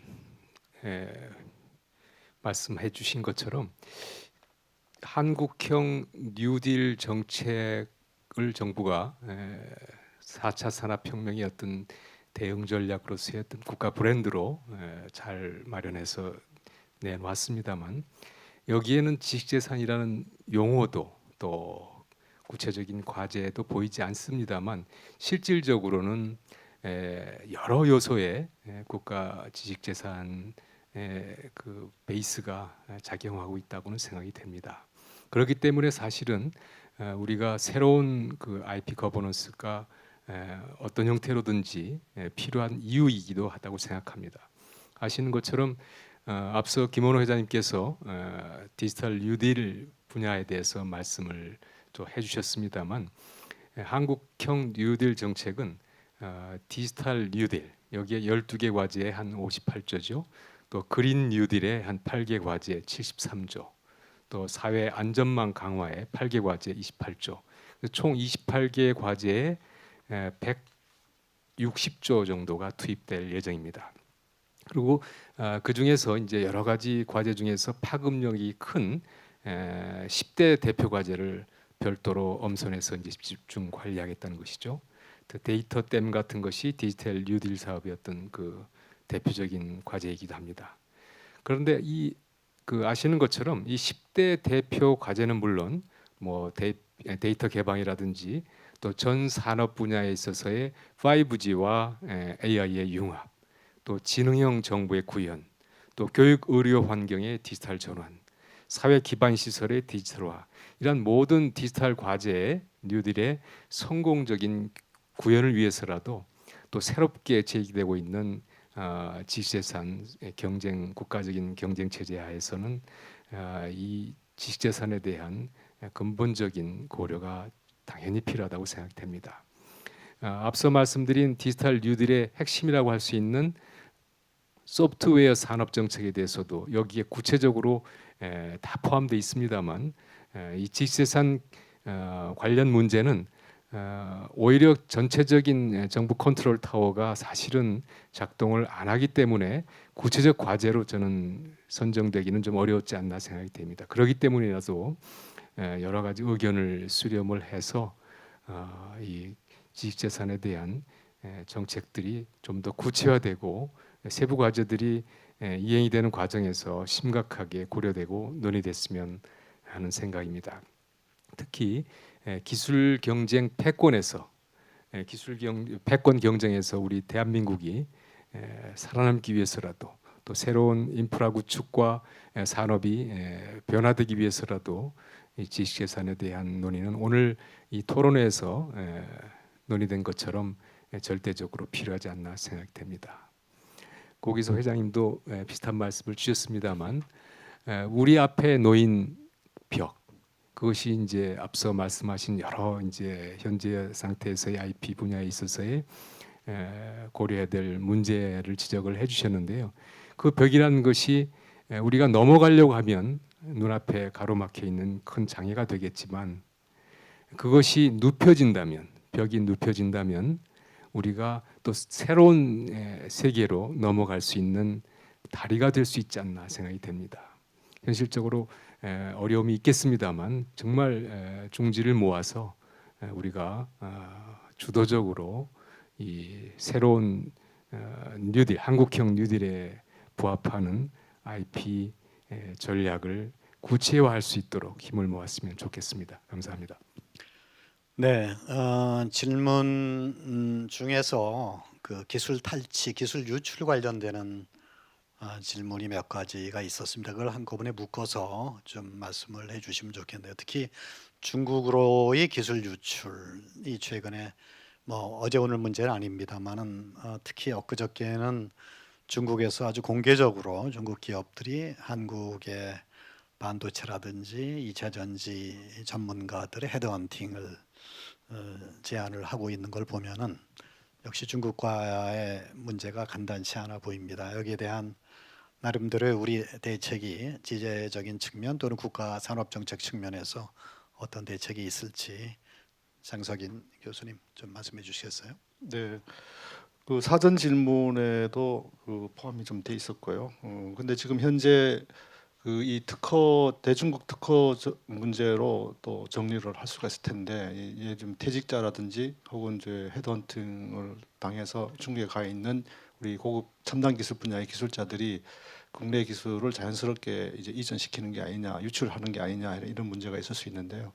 이 특허로 이것을 저지하거나 막으려면, 특허는 다 아시는 대로 속지주의니까 국내 특허로는 도저히 뭐 어디 방법이 없습니다. 그러니까 중국에다가 해당 특허를 내야 되는데, 국내에 기초 원천에 내놨던 특허가 이제 부실하게 작성이 돼 있었을 때 국제 특허를 낼 때는 그대로 번역을 해서 가야 되기 때문에 만약에 특허 명세서가 부실하게 만들어져 있다면은 중국에 특허를 낸다 하더라도 중국 내에 특허를 가지고 다시 그걸 보호할 수도 없는 문제이기도 합니다. 이런 부분에 있어서 대기업들은 이제 뭐 법리사나 뭐 그 변호사들의 도움을 받아서 대응도 되겠지만, 국내 중견기업 이상 뭐 이하의 기업들은 아예 엄두도 못 낼 수 있는 그런 문제이기 때문에 정부 차원에서 이제 국가 차원에서 이 국가 지식재산 관리라는 명분 하에서 한번 이 문제를 좀 들여다봐야 되지 않나 이렇게 생각을 하고요.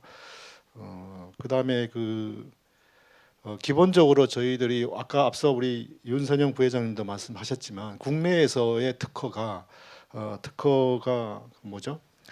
모효율이 높아진다는 것은 특허를 낼 때 내용 자체가 조금 부실하게 지금 진행된다는 걸 반증하고 있는 것이거든요. 그래서 앞으로 국가 간의 이런 중국 기술 유출이나 또 국가 간의 기술 분쟁 문제에 있어서는 우리 내부적으로 먼저 탄탄하고 내실이 있는 특허를 만드는 것이 더 중요하다고 생각합니다. 그래서 이 정부에서도 특허와 관련해서 양적으로만 자꾸 늘릴 것이 아니고 뭐 국가 뭐 4위다 국제적으로 4위의 특허량을 만들었다 이런 것들로 성과를 체크하려고 하지 마시고 이제는 양적으로 어느 정도 충족이 됐기 때문에 질적으로 정말 특허가 우수한 질적 특허를 만들어낼 수 있도록 하는 노력이 더 필요하지 않나 이렇게 생각합니다. 네, 고맙습니다. IP의 질적 향상 무엇보다 더 중요한 과제일 것 같고 특히 IP 업계 종사하시는 분들은 누구나 심각하게 느끼는 방안 같습니다. 우리 윤선영 부회장님께서 거기에 대한 마침 질문이 들어왔기 때문에 답변을 해주시면 고맙겠습니다. 네, 감사합니다. 금방 장석인 그 센터장님께서도 지적을 해주셨다시피 우리나라의 그 지식재산권 출원 건수 양적인 면에서는 사실 세계 선도 그룹에 속해 있다고 누구도 의심치 않습니다. 그런데 이제 최근에 대두되고 있는 것은 이 어떤 지식재산권의 질적인 면에서 평가됐을 때 과연 우리가 어느 위치에 있는가 이런 재고를 하게 되는데요. 최근에 이제 IP 이 가치 재고라는 관점에서 이제 뭐 기업이나 연구소나 이런 데서 이제 인사를 평가할 때 출원 수만으로 평가하는 일을 이제 지향하고 어떤 그 질적인 기술의 질적인 평가, 특허의 질적인 평가를 병행하자라는 이슈도 있었고요. 작년부터 이제 특허청에서 추진하고 있는 IP 제값받기 캠페인이 있습니다. 이것은 IP 비용을 늘리겠다 이것보다는 주 안점은 질적인 향상을 통해서 뭔가 가치 있는 특허를 창출하자라는 거에 더 주안점이 있다고 보입니다. 그러한 측면에서 어떤 IP 서비스에 대한 수수료 이런 것도 정상화해야 한다는 논의들을 하고 있고요. 그 다음에 특허 컨설팅이랄지 특허 출원, 그 다음에 그 권리 행사 이런 것들에 있어서 반드시 이제 전문가의 그 조언에 따라서 진행을 하고 부실 특허를 양산하거나 내지는 부실 특허를 가지고 마치 특허가 있는 양 이렇게 IP 굉장히 그 유용한 IP 정책을 악용하는 사례 이런 것들을 근절하자는 취지에서 이제 지식재산권 가치 제고, IP 밸류업 이런 이슈들이 이제 논의되고 있습니다. 그래서 기존에 있던 문제점들이 하나하나 해소되고 있고요. 그 다음에 무엇보다도 어떤 수수료의 그런 어떤 현실화 문제는 다방면으로 적극적으로 이제 해결하려고 노력을 하고 있습니다. 고맙습니다. IP 서비스업이 그 사이에 민간 주도적으로 많이 발전이 되어 왔는데 그 산업 자체가 이제 정부에서 하던 일을 민간 쪽에서 시장 기능에 의해서 하는 일들이기 때문에 정부의 역할과 민간의 역할에 항상 새로운 어떤 구분 이런 것들이 조금 더 명확해져야 될 것 같고 좀 더 민간 주도적으로 발전하기 위한 여러 가지 아이디어들이 더 모여져야 될 것 같은데 마침 지제 서비스협회 회장님을 고기소 회장님 맡고 계시니까 거기에 대한 코멘트 간단하게 부탁드립니다. 예. 아마 그 질문을 하신 시청자분도 이 지식산 서비스 업계에 일하시는 분이 아닌가라는 짐작을 막연히 해봅니다. 저 자신 국가 공무원으로 지식산 정책과 전략을 다루었습니다. 제가 생각하는 것은 정부는 민간 개별 기업에 비해서는 상당히 더 이렇게 넓고 깊은 그 자원 인력을 가지고 있습니다. 또 그 정부 부처 여기서 이제 특허청을 예시로 드셨는데 있는 산하기관들도 또 굉장히 우수한 전문직 인력들로 이루어진 공공 서비스를 제시하고 있습니다. 근데 궁극적으로는 결국은 시장을 이끌고 가는 것은 완전히 민간 기업들이 중심이 되는 것이 맞습니다.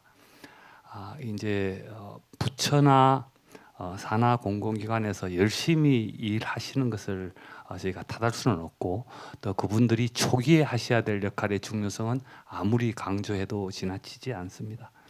그러나 궁극적으로는 그분들이 바라보시는 시각이 우리 기업들을 위해서 더 좋고 평평한 운동장을 깔아주고, 또 거기에다 씨를 뿌려서 더 많은 수확을 거둘 수 있도록 토양을 거름지게 해주는 그런 역할들을 하고, 거기에 대한 어떤 많은 좋은 조건이 이루어지면 다시 또 다른 험준한 지역에 가서 그 지역의 운동장을 고르고 토양을 고르고 이런 일로 해주시는 것이 저는 바람직하다고 생각합니다. 과거 몇십 년 전과 달리 한국 정부도 매우 마음이 열려 있습니다. 제가 근무할 때도 그렇고 지금도 그렇습니다. 그래서 또한 이렇게 민간 서비스업계에 계시는 분들도 정부에게 필요한 요청이나 이게 있으면 저도 물론입니다. 가서 아주 솔직 허심탄회하게 대화를 나누고 서로의 입장을 이해를 하면서 간다면, 저는 그 관과 민이 또 민과 관이 서로 협력해서 시장에서 꼽히는 IP 서비스 기업들을 만들어 나갈 수 있는 환경이 이루어질 것이라고 믿어 의심치 않습니다. 네, 마무리 말씀 감사합니다. 사실 저희들이 국가지식재산위원회가 출범이 된 2011년 이후에 정부가 두 번이 더 바뀌었습니다.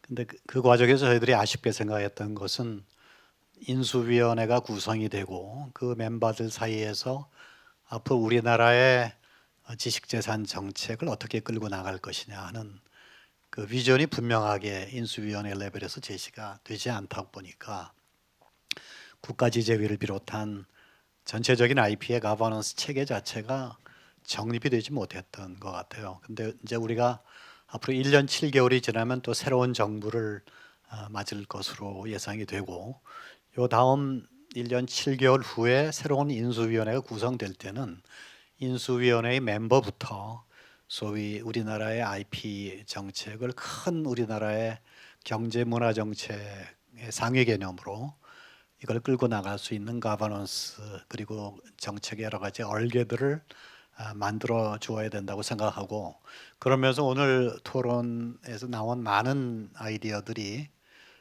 다음번 정부에서 바로 활용될 수 있도록 그렇게 되기를 희망을 합니다. 오늘 발제자분과 토론자 참가자 여러분들 대단히 수고를 많이 하셨고요. 오늘 나온 내용들은 다시 정리를 해서 저희들이 종합적으로 이제 보고서 형태로 나오게 되겠습니다만은, 오늘 포럼의 편집 영상은 유튜브에 따로 업로드를 할 예정입니다. 그리고 행사 내용을 정리해서 공항알림을 홈페이지와 뉴스레터, 이슈 페이퍼를 통해서 공유하도록 하겠습니다. 이상으로 포럼을 모두 마치겠습니다. 모두 감사드립니다.